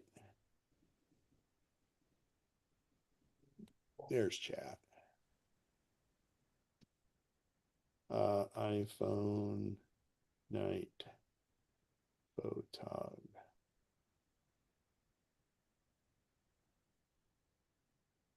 That's him. That's good. Okay. All right. Back to the keynote.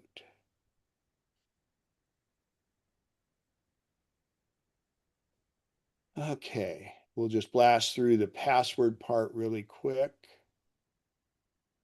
We know that passwords are a pain, and this is how we all feel.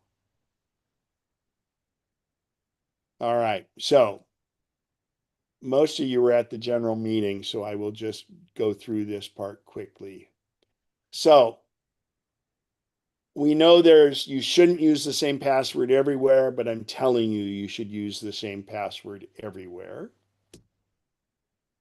And for this example, we're going to use the password. It's going to be all lowercase password 1. We're going to use it everywhere. And I used to say a 2-letter prefix. It seems better to use a 3-letter prefix. And it is, if you do a capital letter and then lowercase and then your main password, and this never changes. It can be your name, your cat's name. It can be your street name, whatever you want. It could be MacNexus 1. But make it all lowercase except for the first letter. And the reason I always have say do it this way is on an iPhone, when you hit the first letter, it's usually capitalized, and then it automatically goes to lowercase. So then it goes lowercase. And then, and in fact, let me get my cursor. There we go. And then you go to the number, which is a whole nother keyboard. And then if you do a special character, you do it at the end. So for instance, we always know what website we're at. So your password for Wells Fargo would be capital WEL and then password 1. And since it's a bank site, I would recommend putting a special character at the end. The special character should be one of 3 different ones. Not the number sign, because that's a whole nother keyboard you have to get to. The easiest and best are exclamation mark, question mark, or $sign. So if it was Apple with your Apple ID or whatever, even though it might be iCloud, it's capital APP. Now, unfortunately, this wouldn't work for Apple because Apple has a unique criteria. I believe it's still part of it. Apple requires 8 characters or more. And the other thing, you guys, the more characters you have, the more secure it is, but don't do too many characters because you're going to mistype it inevitably a lot. So strike a balance. But Apple says 8 characters or more, at least 1 capital letter, at least 1 lowercase, and 1 character cannot repeat 3 times in a row. So this is where you might have to go back and only use 1 of the P's. If your password was password 1. If your password was MacNexus 1, it would be no problem because you only have 2 P's together. Not like 2 P's in a pod. So, Apple will also, if the password is too simplistic, it will encourage you to do a better password. Gmail. And again, I stress on Wells Fargo, don't use WF. Use the same protocol for everything because then you will always remember your password.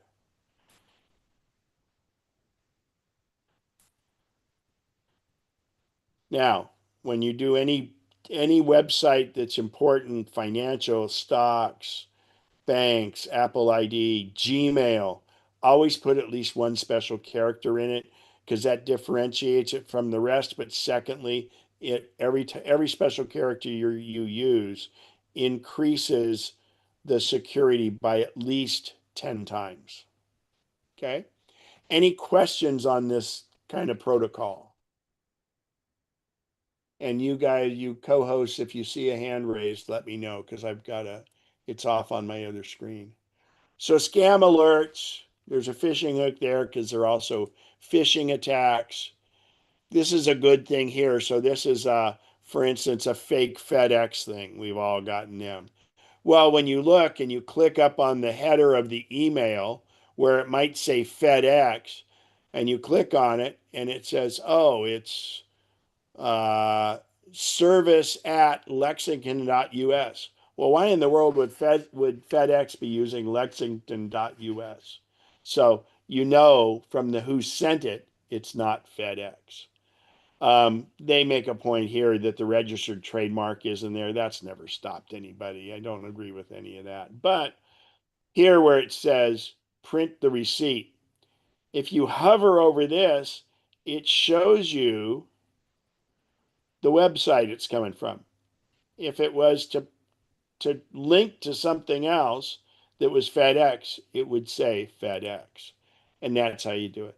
And we've had these, and of course these pop up and now they start to make noise and everything else. Your computer's not been hacked. It's not been doing anything like that. These are simply pop-up ads and they're trying to get you to give them your credit card. Scam alerts, you get the phone calls. Here's one, the get started. So this says this is an old one. This is from 2014 before it was called Apple Music.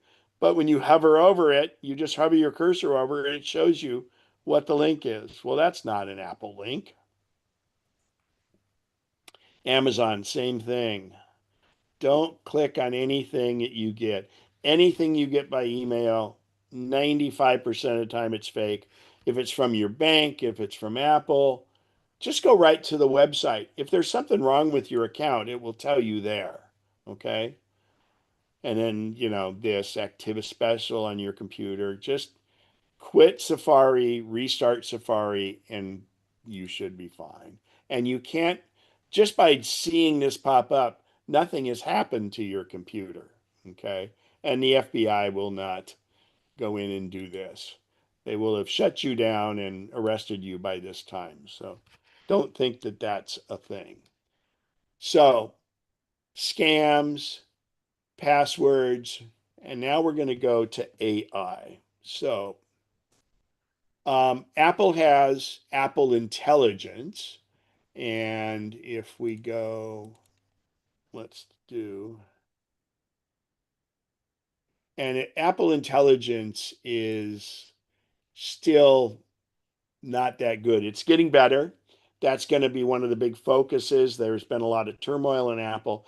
And so AI stands for artificial intelligence. In Apple's case, they call it Apple Intelligence. And what we have coming in the future for this, so Apple had hooked up with ChatGPT. And so if you ask a question, it tries to solve it within the phone or within your Mac. And if it can't, it says, hey, can I reach out to the internet, to the web, or to ChatGPT to try get an answer for you? And what's that saying is, well, I don't have enough built-in information to give you an answer. By the way, on the phone, for the most part, it's pretty amazing because if I go to photos and it's a picture of uh, a flower, inside the phone, it will have analyzed what it is and tell you what kind of flower it is. But if I need to reach out to the internet to check it, Apple says your privacy and your security is really important to us. So we're going to have to make you say it's okay to go search on the internet. Now, what that does is it really is like Apple trying to go to a gun battle with a knife. It just they're handcuffing themselves, but it's more for your privacy and security. And if you do want to reach out farther to use ChatGPT or use the web to search, you just have to say okay. And I like that, but I think most people kind of know what they're dealing with already. So Apple's intelligent. There's a lot built in that it'll do. Now, in the future, the beauty of that SIRA, and if I, or SIRI, I call it, I have to say Shlomo because if I say that word, it's going to set everybody's device off. So Shlomo is gotten better and it will continue to get better with Apple Intelligence. But the beauty of it is, once it really ramps up and starts working, all of those things like doing the camera remote and doing all this other stuff, it'll be more than trying to get answers to questions. It will make it so it can operate your phone for you. I mean, how many things are there on the phone that, there's a lot of stuff it'll do and we don't know it. So I could say, and this is coming, and with Apple Intelligence, where the artificial intelligence is built in to do the functions on the phone, you could say, um, create a number spreadsheet, put this in the first column, blah, blah, blah, and it'll just do it for you. And that's going to be the future of it. You could say, bring up the photo I took last night from Lake Tahoe and adjust the setting, make it darker, make it lighter, things like that. So what's going to happen is it's going to aid in that interactivity. So you're going to be able to reach in and do more stuff. Like for instance, where I was trying to display the Apple Watch on the screen, I would just tell it to do it and it's going to lock in and do it. So that's coming. And in the meantime, though, we can use Apple Intelligence, and there's a couple of them out there. Everybody knows about Chat GPT, and I encourage you to go back. I did a complete workshop on artificial intelligence, and it goes back to the history of it and things like that. But functionally, I want to get you in so you can use it because I'm using it more and more. For instance, out here at Lincoln Hills, Sun City, we we there's over 1,400 members in the Apple group, and we wanted to survey the members. So I put that question to artificial intelligence, and it came up with what good questions to ask, and I thought it was fantastic. When I go plan my trips, you know what? I used Apple Intelligence because I knew I was going to photograph the Milky Way in Lake Tahoe. So I asked it, what time near Homewood, California, what time tonight is the best time to photograph the Milky Way? And it came up and told me between 2 a.m. and 4 a.m. And so, and it took all things into account, and it looks at the moon, it looks at, all the different stuff. And artificial intelligence is great for that. So my favorite one, and it's one of the most powerful. Well, I should preface this. The one I use for asking the questions the most, and because it's super powerful, is called Grok, Grok. It's free. It's part of XAI, which is also part of Twitter. Now, the reason I use Grok a lot is because most artificial intelligence, the information is 1 to 3 months old. And what that means is how artificial intelligence works, it goes out and let's go back. So regular Google search for years is so effective because what it's doing is Google search has gone to all the public domain books and gathered that information. It goes out and they have these things called spiders. And these spiders go and crawl over, remember, it's the World Wide Web and the spider. So they go out and they crawl all over the web, and they basically digest all that information so that when you go ask a question like, what's the best apple pie recipe? It's already gone out and looked at all these apple pie recipes and things. And then when you ask for it, it gives you a super quick response. That's Google search. Well, artificial intelligence is Google search on steroids because it digs farther. And I'll give you an example on how artificial intelligence works. The two simplest ways when I've done my dictation and Shlomo or Siri uh, classes, and it doesn't work anymore, but it was the simple, easy way, is I would ask it, I would show dictation and I would say, will I need a jacket tonight? And it would actually, dictation would type, will I need a jacket tonight? It's literal translation.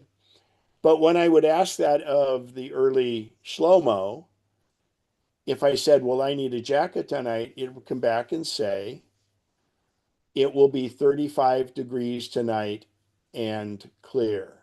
And so, in other words, it interpreted that I was asking what the temperature would be. And that got that from, will I need a jacket tonight? Now, the next question I always show and ask, and it's funny, and when I do dictation, it does it exactly, and it says, I'm drunk. And then Shlomo would come back and say, would you like me to call you a cab? And that's smart. That's a great thing. So that's the early Apple intelligence and early artificial intelligence. But now what it's done, it's got much deeper.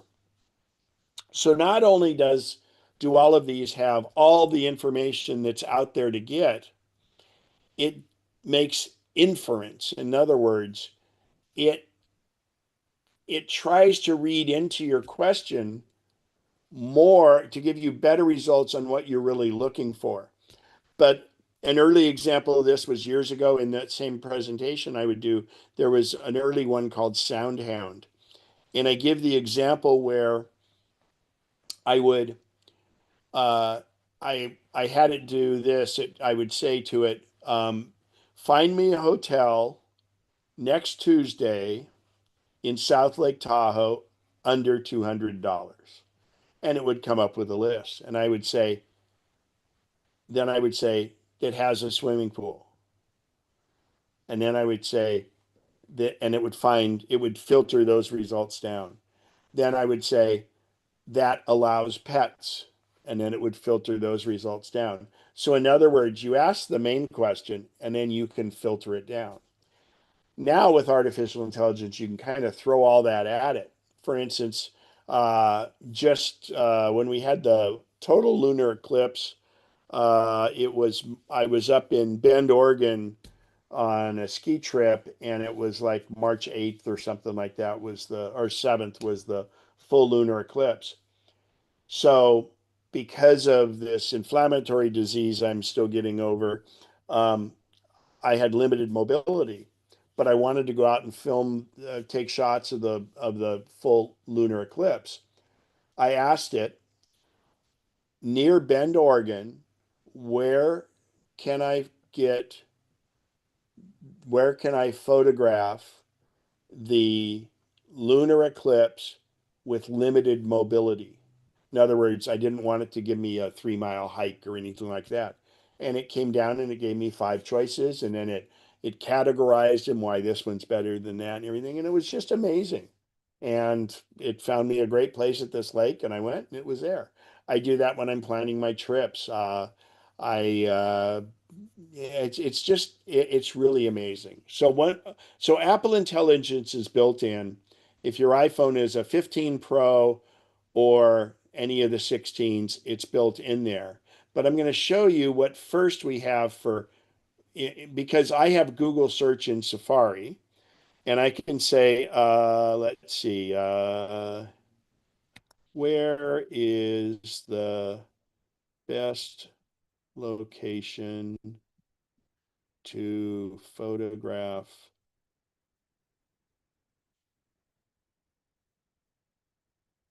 the Milky Way near, I'll say, Mono Lake. Good. So now, oh, that didn't do it. So let me do this a little different. And I'm just trying to show you because this was a regular Google search, and I don't want that. When is the best time to photograph the Milky Way in May? Ah, darn, it's not doing it. Let me get a good search here. Let's try this. Oh, here we go. Great. So if you look in Safari, time to photograph the Milky Way in May. So Search Labs, AI overview. Now this is actually, because I'm using Google search, it's using Google's Gemini artificial intelligence, okay? So now if I click this, you can see here kind of what it went through. And these are the sources it used. So Capture the Atlas, which I use him, he makes he's wonderful. Reddit, so this is a crowdsourced community. And here's the dark site finder. So it's using, and I can say show all, and these are all the sources. In that quick a time, it went and searched all of these. And it came up in something that's very useful here. It talks about the timing, the new moon, etc. So that's artificial intelligence that everyone can use, and it's built into Safari. Okay. I'm sorry, it shows up in Safari if you use Google search, which is the default search engine in Safari. This is not related to Apple's AI. Okay. So I think that's great. But let's take this same question, and I'm going to go to my favorite, and you can go to, and it's an app for the phone, or you can do it inside of x.com or you can go to grok.com. So I'm in Grok. Now, I'm going to put that same question there. I mean, it's how it did it. It didn't take all my dictation. So I'm going to hit that. Now, this is telling you, it goes through pretty quick, and I'm going to show you different levels of this. And you notice the other one didn't talk about photos pills. This one does, etc. But if we go down here at the bottom, I normally use deep search. So if I turn deep search on, now I will ask it again.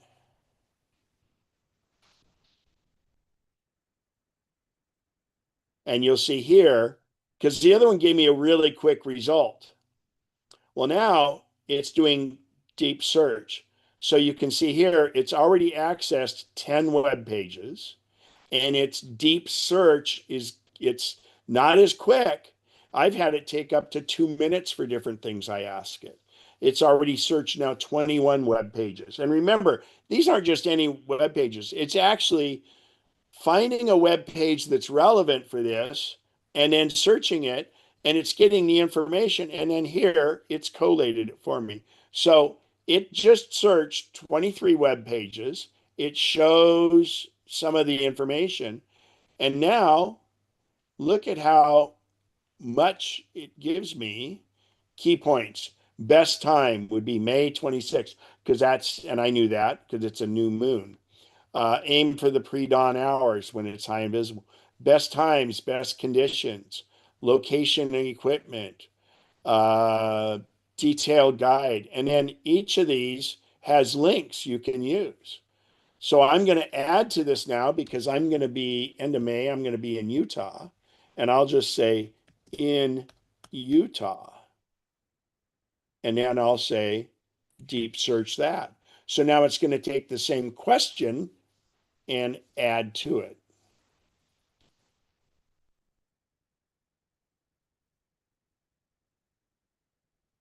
And remember, with Milky Way photography, it's the amount of light pollution you get. There's all these other factors. There's the timing of it. And sometimes, in this case, it probably wouldn't, but sometimes weather comes into play and all that other stuff. So, and I'm just using this as an example so you can kind of see how AI works. And it's amazing. So now it did 42 pages. The best dates, we had that before. Oh, and it really didn't give me any location. Oh, here we go. Locations. Natural Bridges National Monument, because it's in the dark sky area. Goblin Valley, and then around Moab, because it's nearby dark sky areas.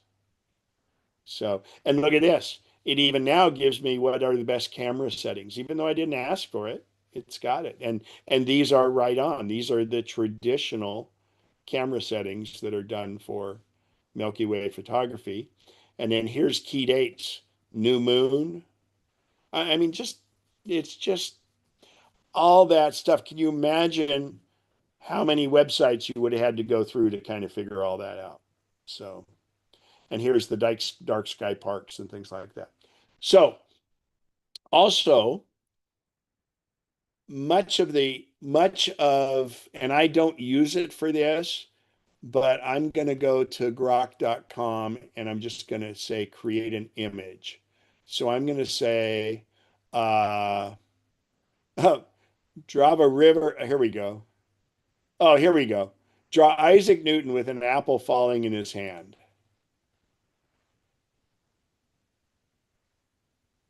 And it's working on it.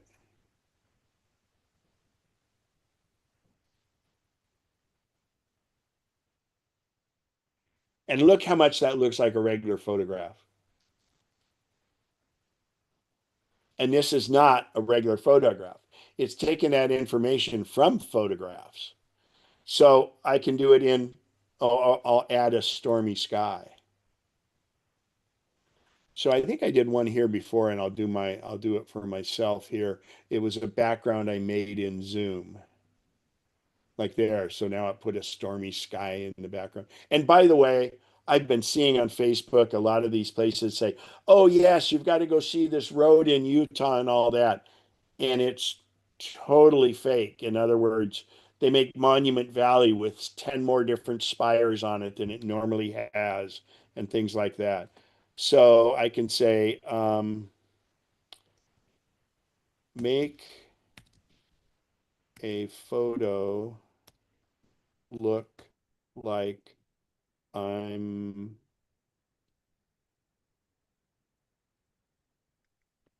at a conference table. I should do this with my voice in the mountains.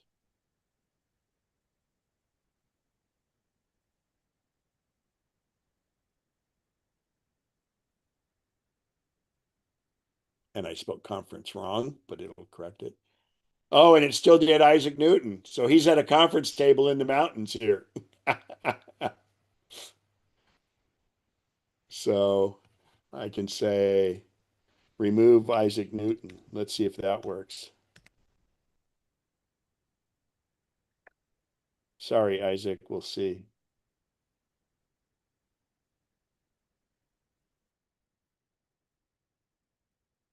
I don't know if that'll work or not. But anyway, yeah. So I removed Isaac Newton. But the apple's still there.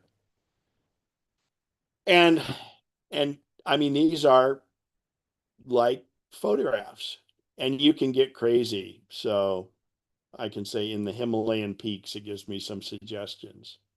So so again, I think this is AI is. Oh, and by the way, it doesn't always get it right. And oh, and part of the reason that I gravitate towards Grok, I told you that most AI, the information you're trying to get is between 1 to 3 months old, because it's gathering all that information, and then the machine, this huge computer, has to collate all that information and decide how it works between everything.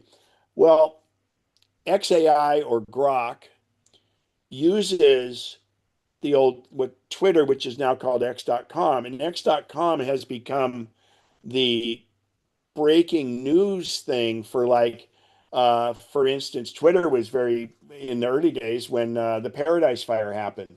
People went to that because you can find out because people are posting, oh yeah, the fire has moved to here, it does this, and for breaking news and things like that, not depending on news sources. Now, some news sources will put on there, but it's really more the crowd is sourcing what this is. So if they're, I mean, if you hear about you know, an incident up in Auburn, you put in there Auburn this, and then people will have posted back and forth about it. So the beauty is that Grok is able to use X.com, and by using X.com, it's getting more pertinent information.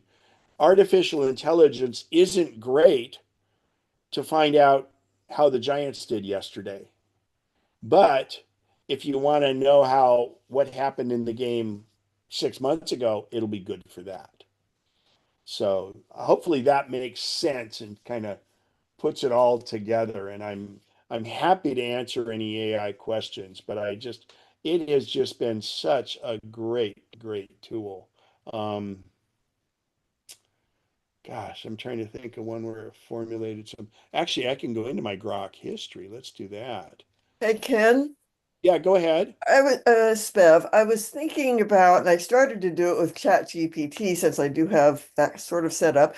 But like there's an art, And don't get me wrong. Chat GPT is great, and it beats Grok in some ways. Grok beats it in some ways, and you can't go wrong with any of them. And I recommend, and what I do if it's something critical, I'll go to a few of them, and it's also interesting to take the exact same search term and see what comes up. mm. Well, what I started, what I this afternoon, the El Dorado Hills and Folsom area has a art studio tour. And they have a rather condensed map of the location, but I thought, would AI be useful to plot an efficient route between all the different Oh, yes, it locations? would. And so I was starting with, of course, I have problems phrasing a question, so I think I started Well, so plan an and efficient it route was between based these Folsom. addresses. Okay, so let's put in what the thing was. First of all, we'll go find it. Is it an art walk or what? Oh, it's Was it Folsom or Granite Bay, did you say? it's El Dorado Hills studio tour. And to download this map and guide, go to, Hang on, no, I don't want I El Dorado Hills Studio Tour this weekend. yeah, or I have a website. Nope. Okay. All right. All right. This is fun. Okay. All right. Okay. And it gives you the information. And I'll do deep search, takes a little longer. Uh, actually, I'll ask the same. I think it gives me the option here. Oh, this is Edit. well, I'm just using something else I learned from the group where you push down control and scroll on the mouse, and I don't have to get my nose an inch away from the screen to see this. I just zoomed up your. Well, and you can copy this and even share the link too. Mm-hmm. So I'm going to put that in here in deep search and let's see if it'll take slower. And then see, and now it's giving more links, EDH details. Let's see if it can plan a route. And did ChatGPT plan you a route? I was just starting to put some in, but this is great to see Well, no, you. I wouldn't enter them. I would say, can you plot me a route of the locations? Yeah, this Yeah, is. this I have no. Look at here. Here's more and more. Here's the website. So now it knows that. Can And they you do have the numbers. plot What would be me? fun is to be able to select the ones that you want. I mean, they have them Well, numbered, but yeah, I but you don't. got to get a route first. Yeah, and it doesn't seem like on the map the numbers are not. They have a very uh Well, if it's in Google Maps, sometimes it can redo it. yeah. So let's I see mean, here. the studios are numbered and they're numbered on the map for location, but not for efficiency of going one to the Yeah, other. if they get it right, they'd have an interactive Google map. So, but let's see what happens here.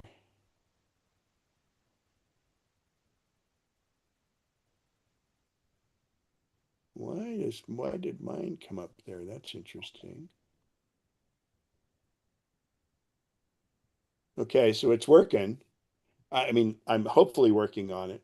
So it's giving me directions. It's refining them. Yeah, it looks like it is. Let's see. Here you go. Well, that's just getting you maybe to Well, hang on, it's working. yeah. It's only giving me one gallery. Well, yeah, and that's kind of like the base. Yeah. So that's a little bit, and I'll bet there's some out there, but and I don't know why. I guess that might be the first one in your thing. The comprehensive response ensures the user of all necessary information. Um, yeah. But one should be able to just what Well, one could yeah. So pull up what you maybe can the do site and then is, copy and paste the addresses in instead of typing them in, which was I yeah, started. I wonder if you could take like so many locations and Or kind of because the studios take plot a tour for studios. so I'm going to show you with my Grok history. I've got some of my. So we're working on the Great Race Car, and we're having some fuel flow problems and stuff. And so if I do that, oh, and I was driving around and I wondered why the flags were at half mast in Placer County, and it was. Oh, I have this old camera. I have an old Bloom Sky camera that can no longer do it. So I wanted to see if I could do time lapse photography from the Wise camera. Let's see. Oh, about the NEM on the battery, best dark sky. Let me see if I can find some of these others. Oh, I was curious on how many employees are directly responsible from Elon Musk's company. Rebates, California rebates. Oh, the origin of the Sierra Nevada, Um, it was just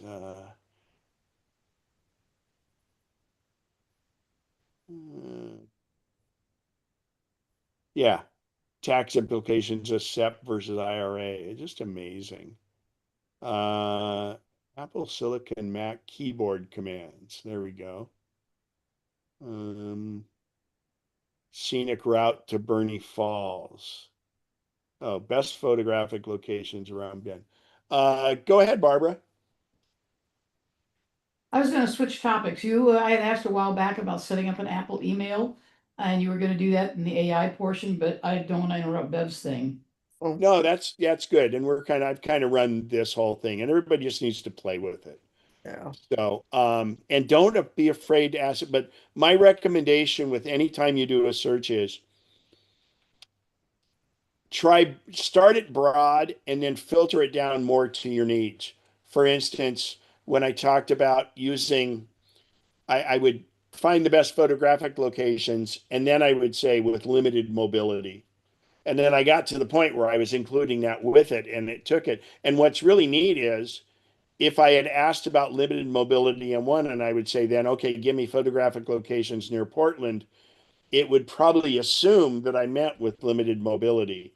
And so it kind of, again, it's cumulative, for lack of a better word, to say it that way. And I'll move to that in a second. But Harmon, go ahead with your question on I'll go to the email thing in a second. Well, on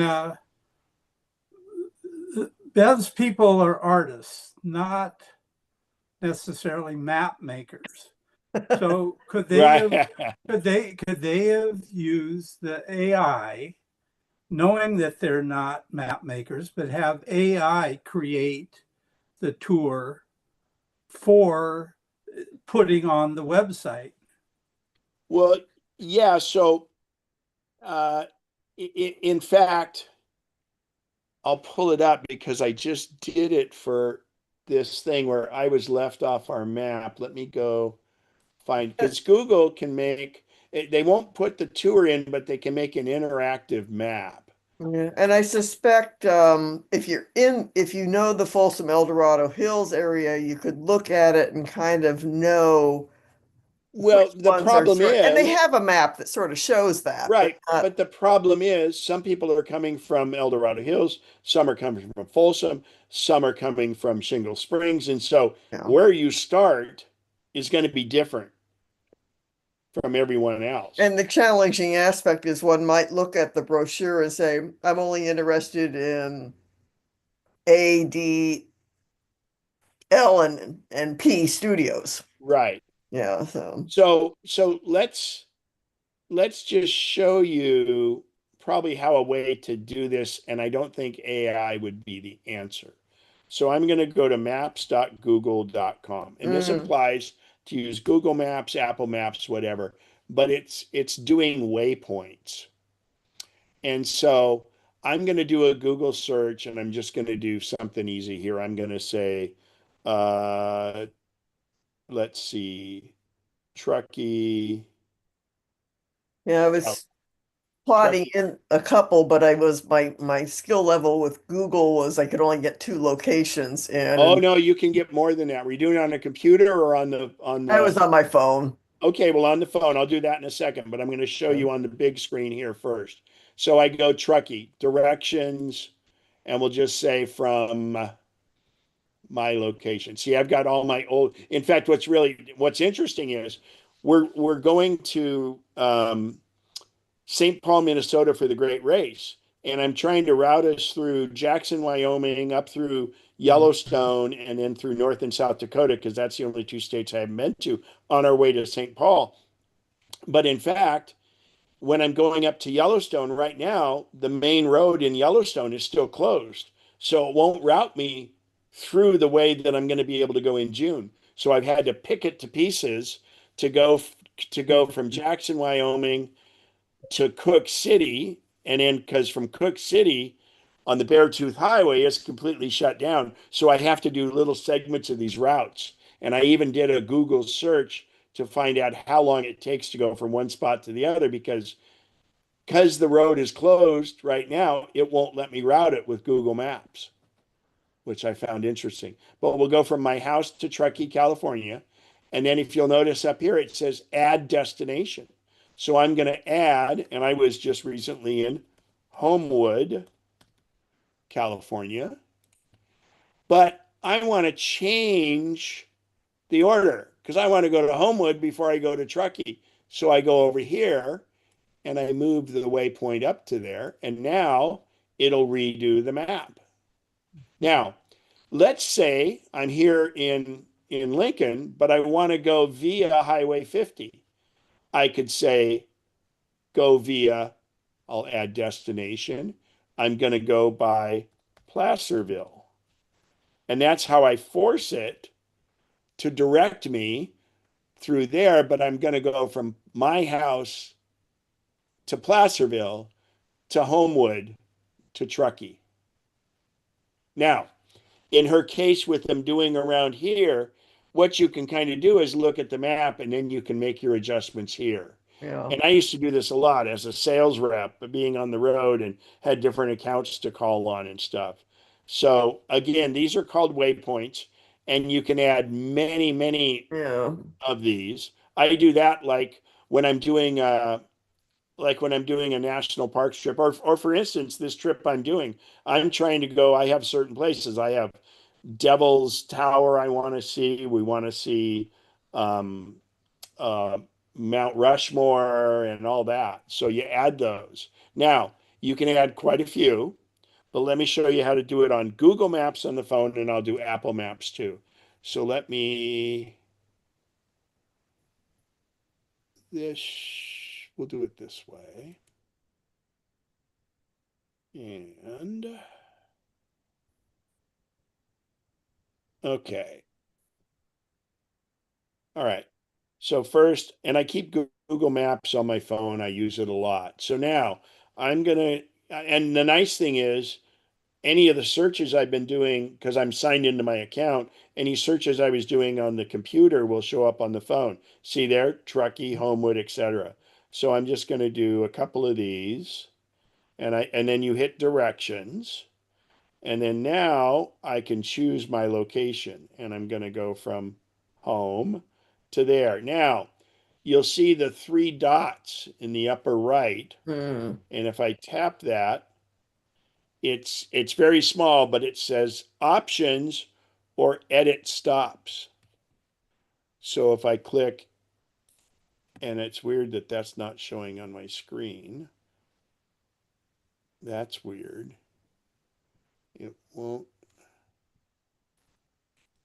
Well, you can see edit stops down here. For some reason, the way my screen is being shared, it won't let me do it. But I'm this may you be would hit edit. too I'm basic. sorry, what? Well, this may be too basic for too many people. I was looking at my phone, so I picked one of the addresses, and so it goes up. But how do I get added? So I have La Paz Court, and what do I click on the phone to get another one? Directions, like okay, directions, but how do oh, the little dots, the three dots is what. The three dots, the ellipsis in the upper part, and then it says edit stops, and you would add a stop. Okay, okay. Ah, very good. Thank And you. then The those little yeah, and dots, then I once always they're miss them. yeah, I'm trying to get this screen so I can, and then you can slide them up and down to change their order. Okay, the three But for dots. some reason, I've got to switch this to the other type of phone mirroring, so it won't let me do it. So let's try this. And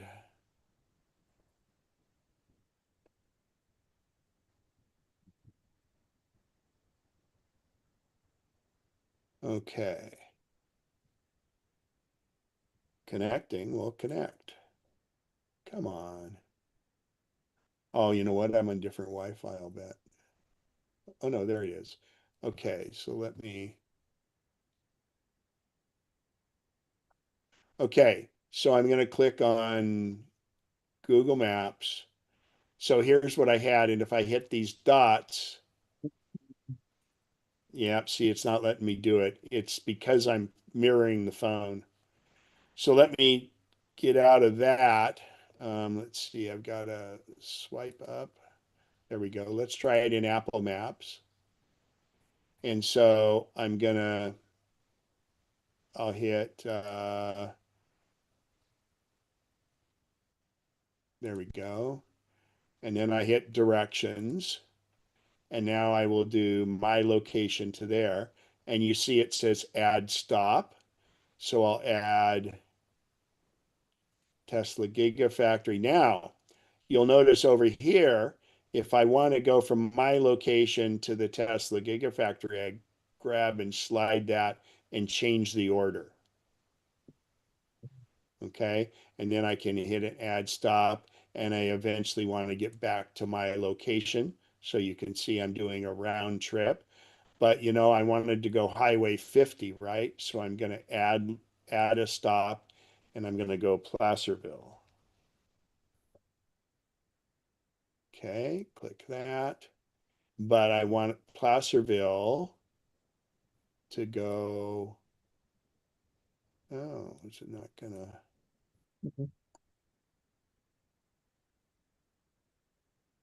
There we go. So now it goes up Highway 50. I should make this one because that one's in Rancho Cordova. And then now it's calculating it. And oh, and by the way, you have to walk it, to use transit, bike trail, or hail a cab or Uber kind of thing. So if I hit go, there it's going to give it. And you can share the ETA with somebody. So what those are called is multiple waypoints. Okay. And that works in Google Maps. Just the problem was with me sharing my phone on the screen, it didn't display it right. But yeah, and again, there's these interactive maps that they do for a lot of things where you can zoom in, and it would have had them like when they did this, yard sale thing they're doing here. They had them all on a map, and the cool thing is you would click on it, and then it would direct it to it. And I don't know, Bev, are you aware you can share a map to your car from I aware but not knowledgeable on how.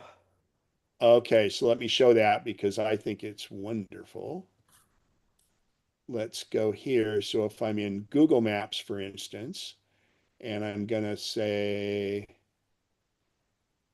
oh, I want to get rid of this. So in Truckee, you'll see this little share thing right here. Mm-hmm. So one thing you can do in this, I can share, I can copy a link, but if I say share, well, I can share it by text to other people. I can send it in a message or a mail, or I can put it in notes. But what's better is I can send it right there, and it got sent to my car's navigation. Now, you can't do a whole big trip, but in fact, you can do a certain location like that. So now if I go out to my car, it will, in fact, it might even show it here. Let's see. Let me scroll down.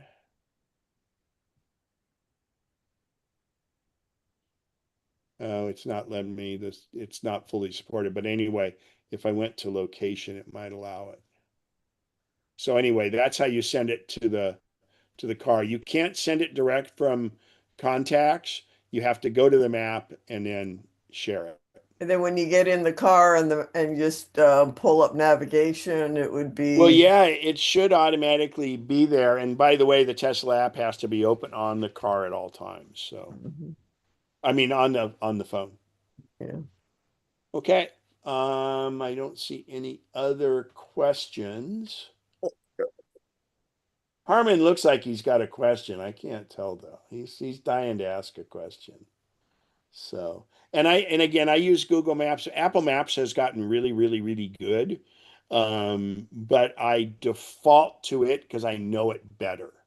But Apple Maps, I mean, they really have some great stuff now. Oh, and you know what? Let's while we're on the subject, I want to show you something that I use Google Maps for a lot. So let's do this because I'm always planning trips. So I'm going to clear all this and I'm going to say, well, here is Truckee. So I'll go Truckee, California. Okay. So this is the part of Truckee, but I have hotspots up here. So I can do restaurants and it'll list the restaurants. But let's say I know I'm going to be down in this area. By the way, this Thai delicacy is wonderful Thai food. And it's right by the supercharger. So when I zoom in fact, I'll probably do this because it's a little bit easier to see. Now it says, since I'm looking for restaurants, I say just search this area and it will give me more restaurants you can see.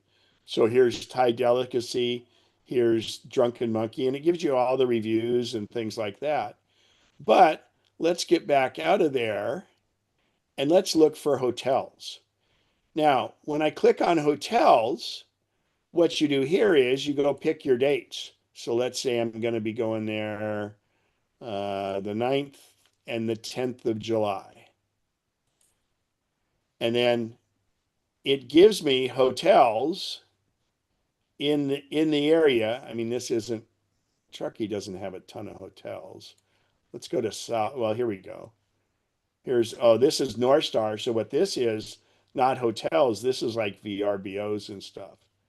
Okay, here we go. Here's Lake Tahoe. So then I click search this area.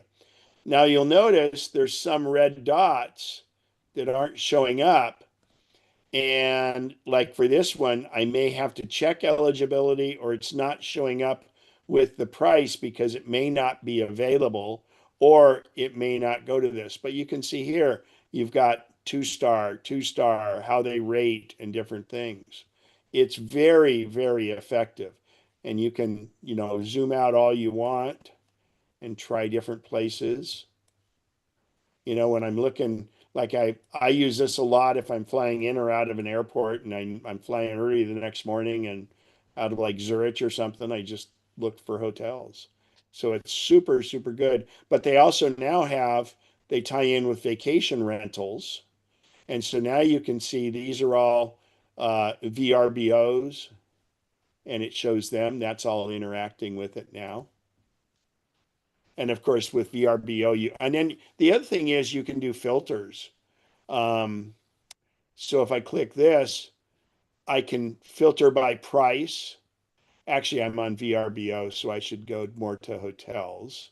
So if I go back to hotels and I click filters, I can say, okay, free Wi-Fi, free parking, in-room service. Some will be if they include free breakfast. If you want to filter it 4-star or better, things like that. You can say, well, don't spend, I want something under 200. So then you can see it's only got a few things.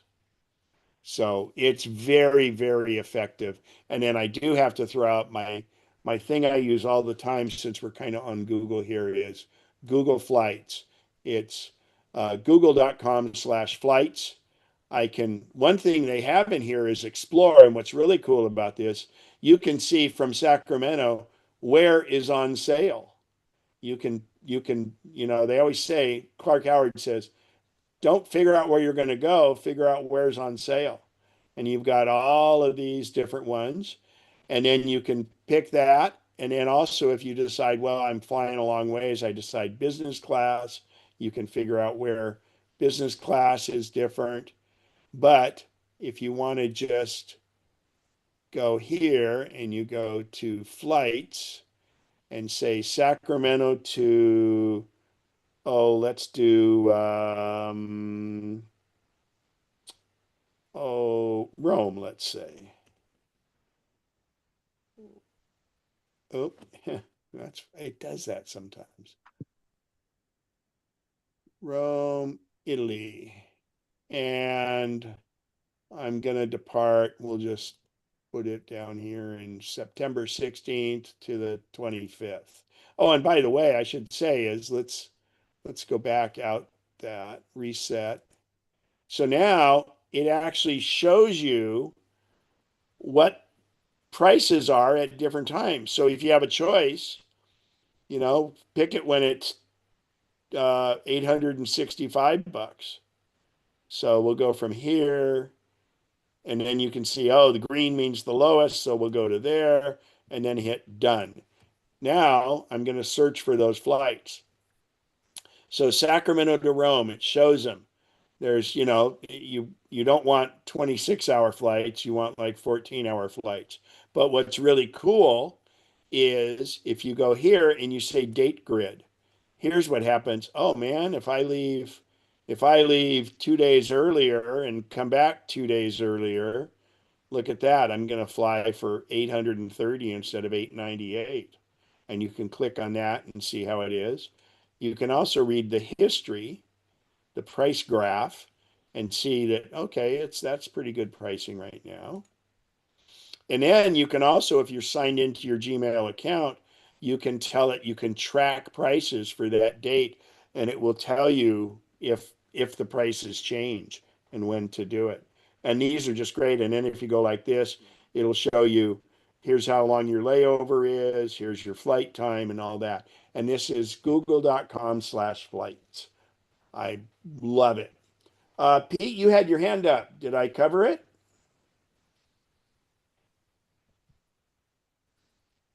Did we lose Pete McDonough? Here. Yeah, okay, here I am.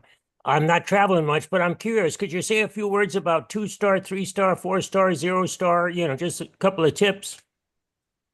On hotels, good question. Let's go back to where we were on Google Maps, I think it was. Yeah, I've already taken it out, so hang on.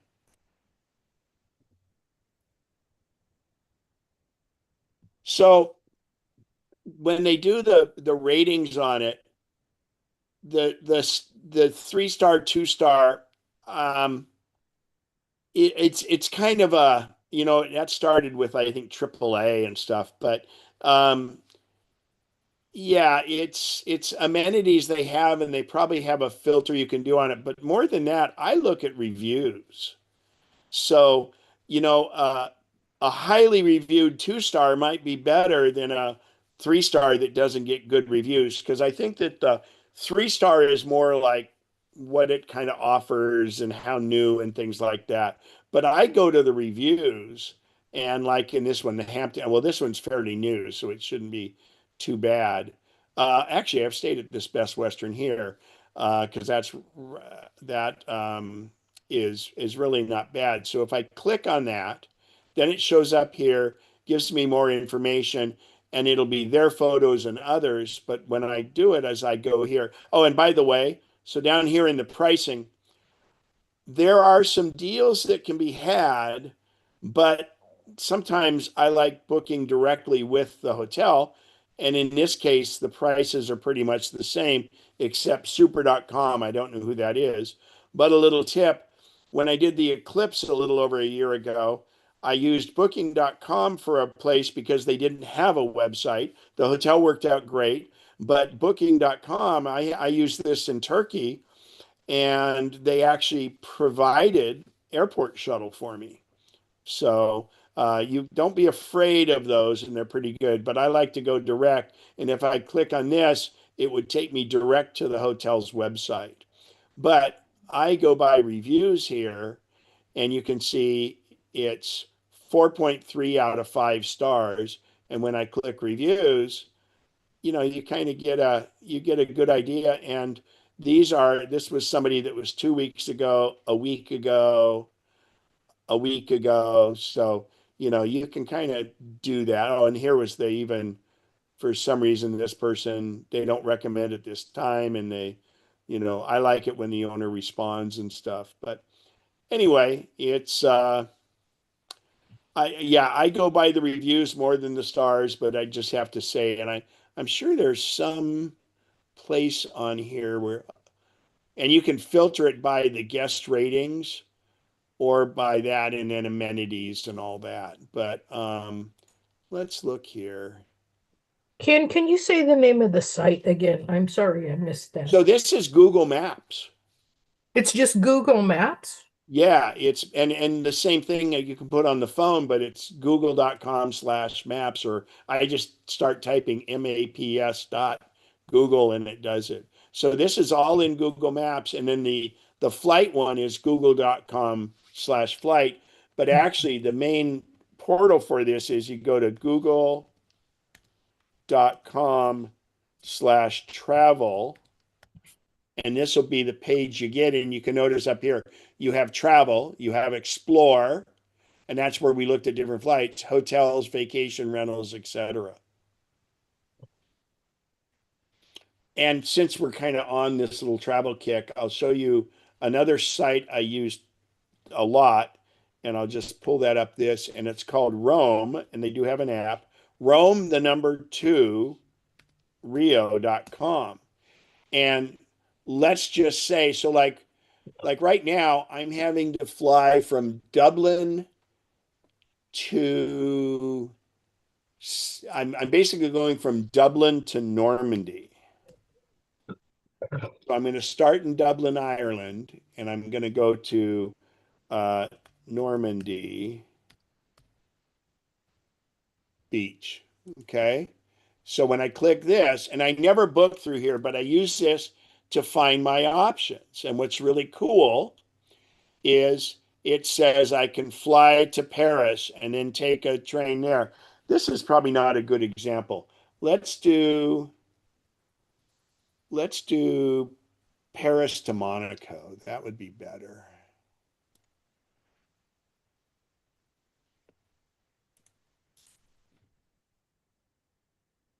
Because I want to bring in trains and all that.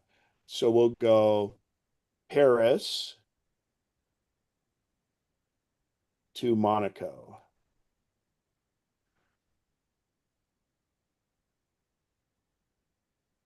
All right. So now here's my option. Here's a train, 6 hours, shows about how much it is. If I take a bus, it's 13. If I rent a car and drive, it's this. If I fly, this is it.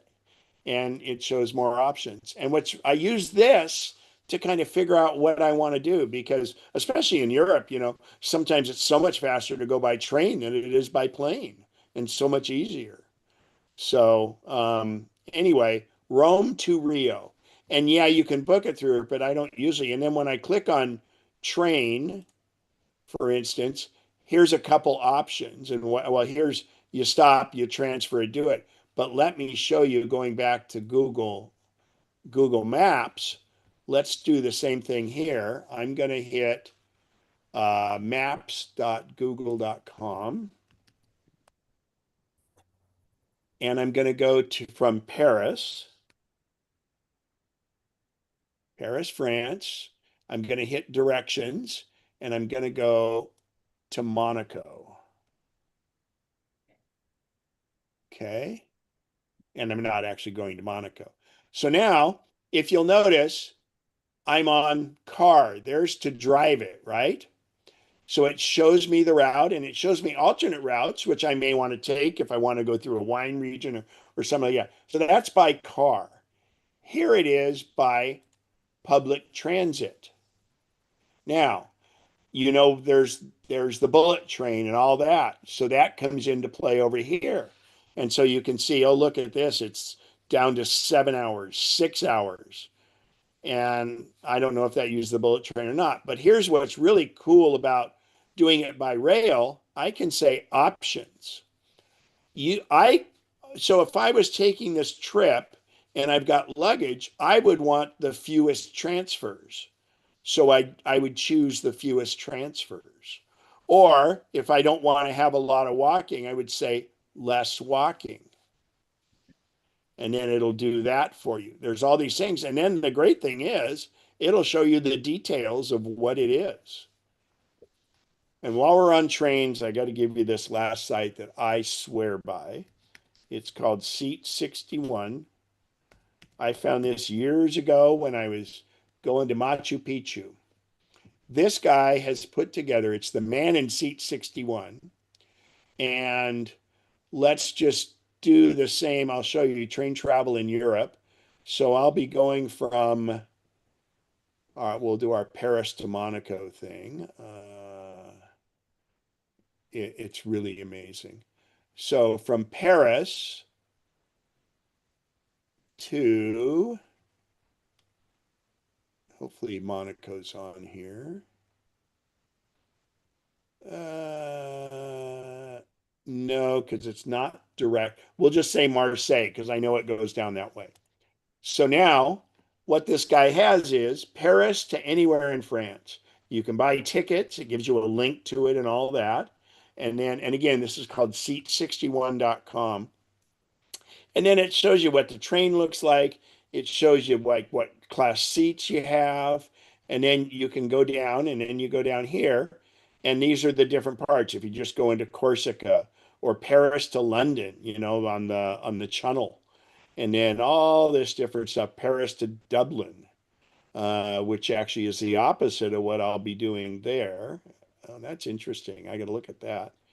And then what's cool is it will usually, many times, it'll show you like here's option 2. Here's option 1, Paris to Brussels on the high speed train. And then it talks about, and what's really cool is if you do like an overnight stop, it'll even tell you what hotels are nearby the train station. This is such an incredible resource. And it's basically, it's people put in the information, but he makes money just off the ads that show up, and that's it. I mean, it costs nothing. And then here's like, oh, this is what happens if it's on Saturdays, Mondays. The amount of information here is amazing. Now, AI could probably do some of this, but to me, this is just valuable. So that's seat and then the number 61.com. Any type of train travel, it covers the US and it gives pictures, gives information. It stays very updated. I am absolutely blown away by this site. So cool. We're done early. Any other questions? I'm happy to answer. Oh, you know what? I'm going to put while you're doing that, Ray, I'm going to put these links in the chat so it's there. Seat 61. Ray, go ahead and ask your question. You might be muted.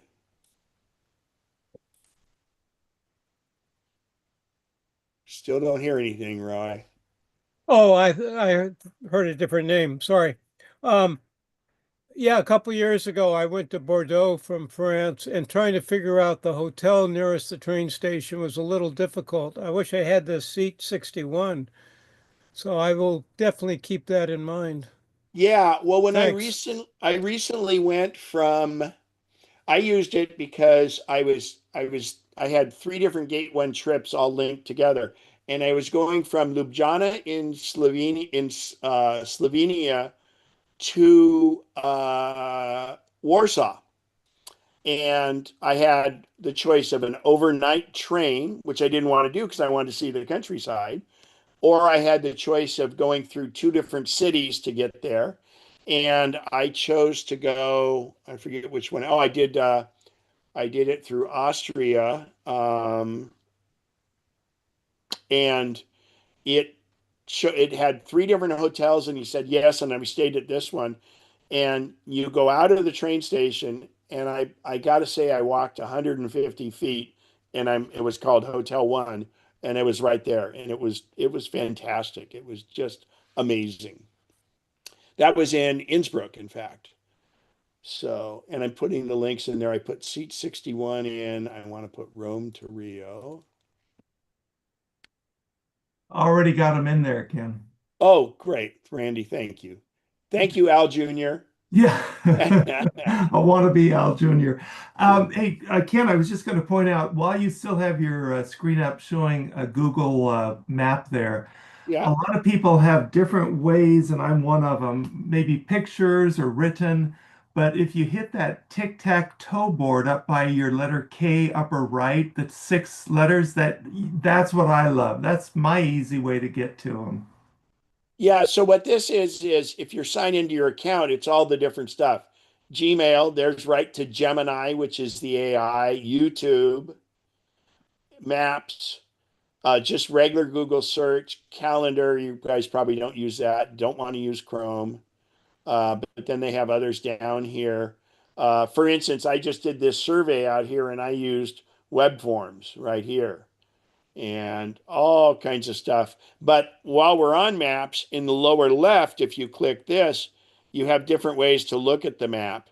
The normal satellite view or the normal see it with traffic on or off. But if I click that, this is the map that just kind of shows you. This is better for when you're doing directions because it doesn't have as much info. And by the way, when you click traffic on or off is what you've got. And then the nice thing is it can show transit. And by the way, for transit, like most of the trains in Europe and everything else, use Apple Maps, and in Apple Maps, it gives you really good, it tells you the schedule for the trains and everything else. And in fact, you can buy your transit ticket right on the iPhone using Apple Pay. And a lot of times they just have a QR code in there. And then also back here to Apple Maps, there's biking. It shows you what are bike trails you would want to take, and then more. The other thing is you can do measurements with it, etc. Oh, and I should point out, so when we're on the map here, you'll notice in the lower right, there's this little guy. And if you click on him, everything that's blue means it has its street level. So that's a guy, and I'm going to drag him to where my house is. Let's see here. Parkside, this will be right by my house. So now, oh, in fact, There it is. yeah, there's, wait a minute. It's one house. Oh, this one's, oh, it's the other side of Briarcliff. What the heck? I drug it on the wrong thing. I'm going down to farther down my block. And I'll go outside and wave. Kidding. So that's my house right there. And so this is street view, they call it. And when you zoom out of street view and we go to satellite, I'll zoom in again. And by the way, some streets won't be on there. This has my home. So I'll zoom in and you can see all my solar panels. There's 43 of them. Wow. So, but when you Looking to see click the on the little coffee guy, table. it'll show you where it's all done. Yeah, you were going to show us a picture of your coffee table. Oh, okay.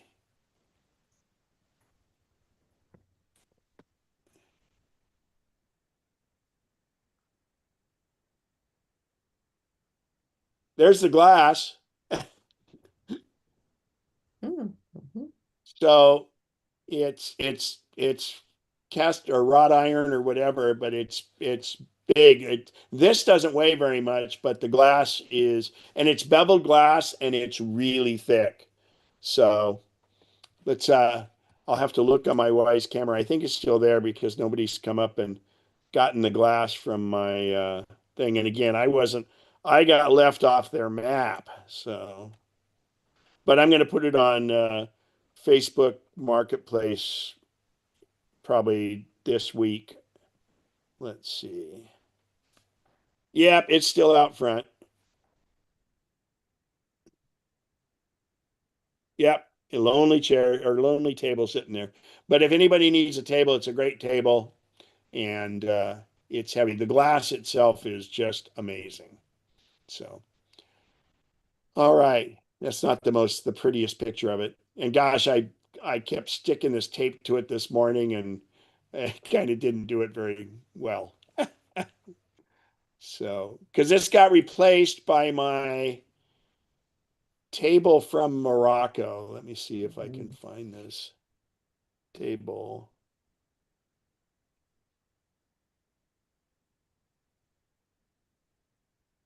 See this? This is all pictures of tables inside Google Photos.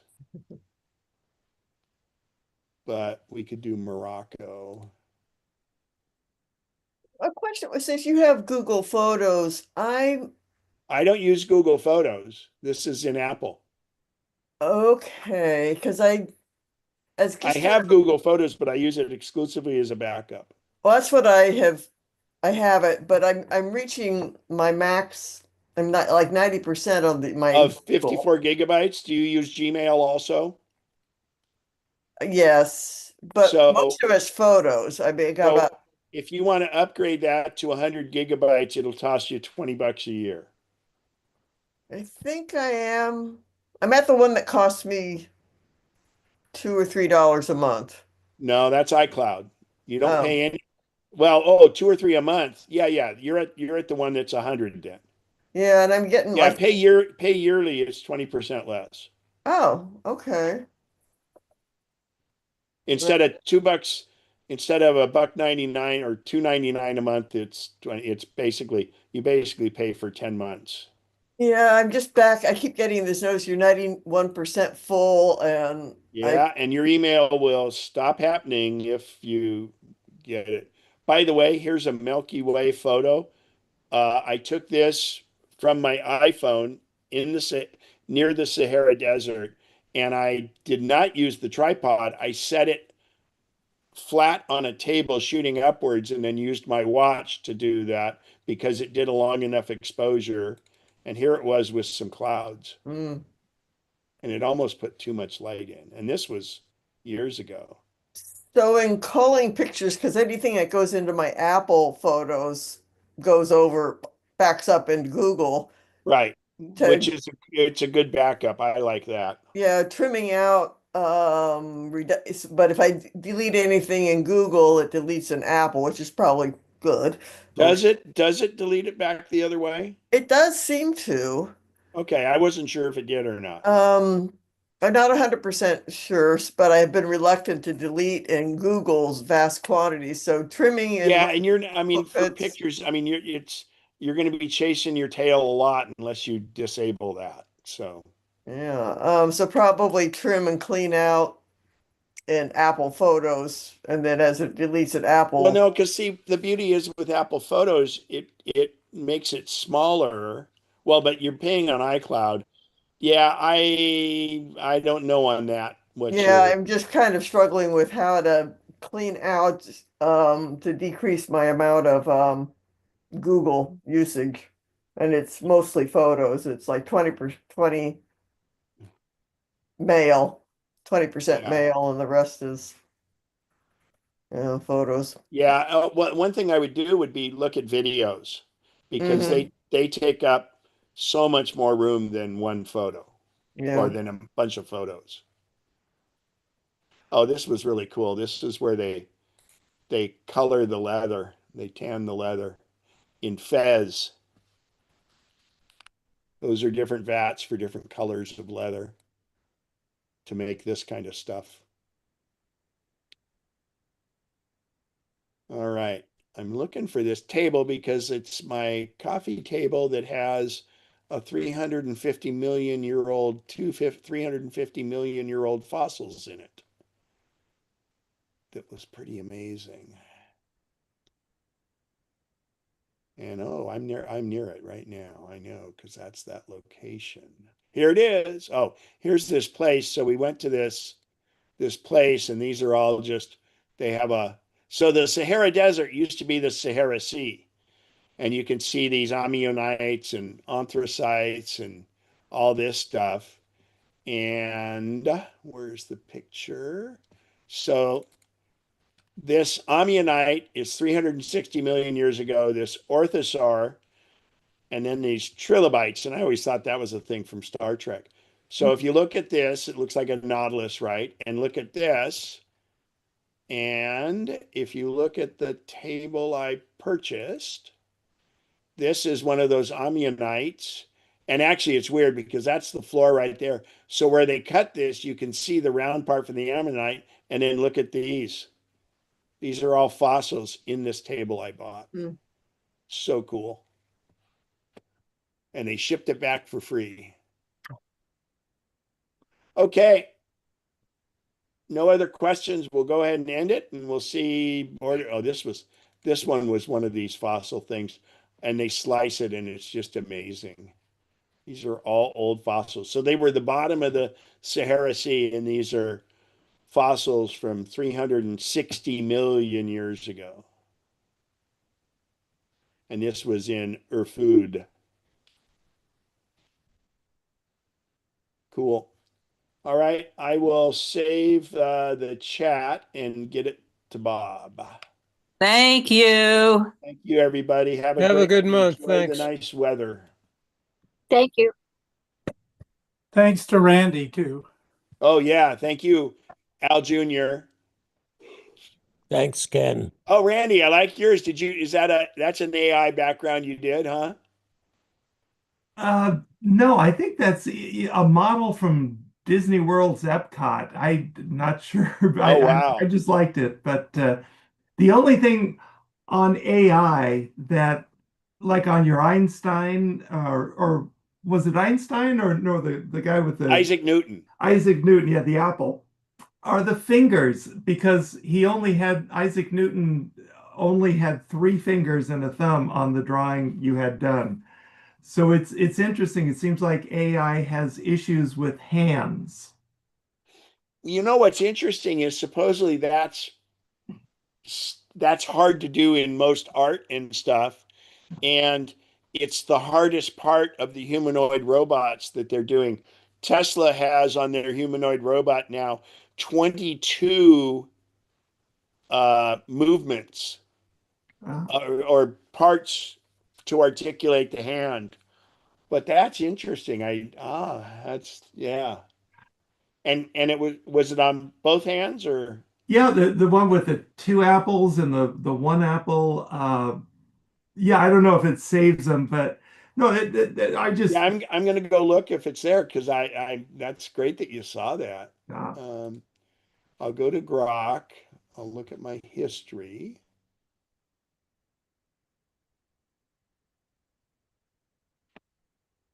oh, and did you stop Isaac recording? Newton and Falling Apple. Did you stop recording? Uh, I don't. No, I didn't. Hang on. Okay. I thought I did, but yeah, I didn't end the chat. So let me do that. Stop.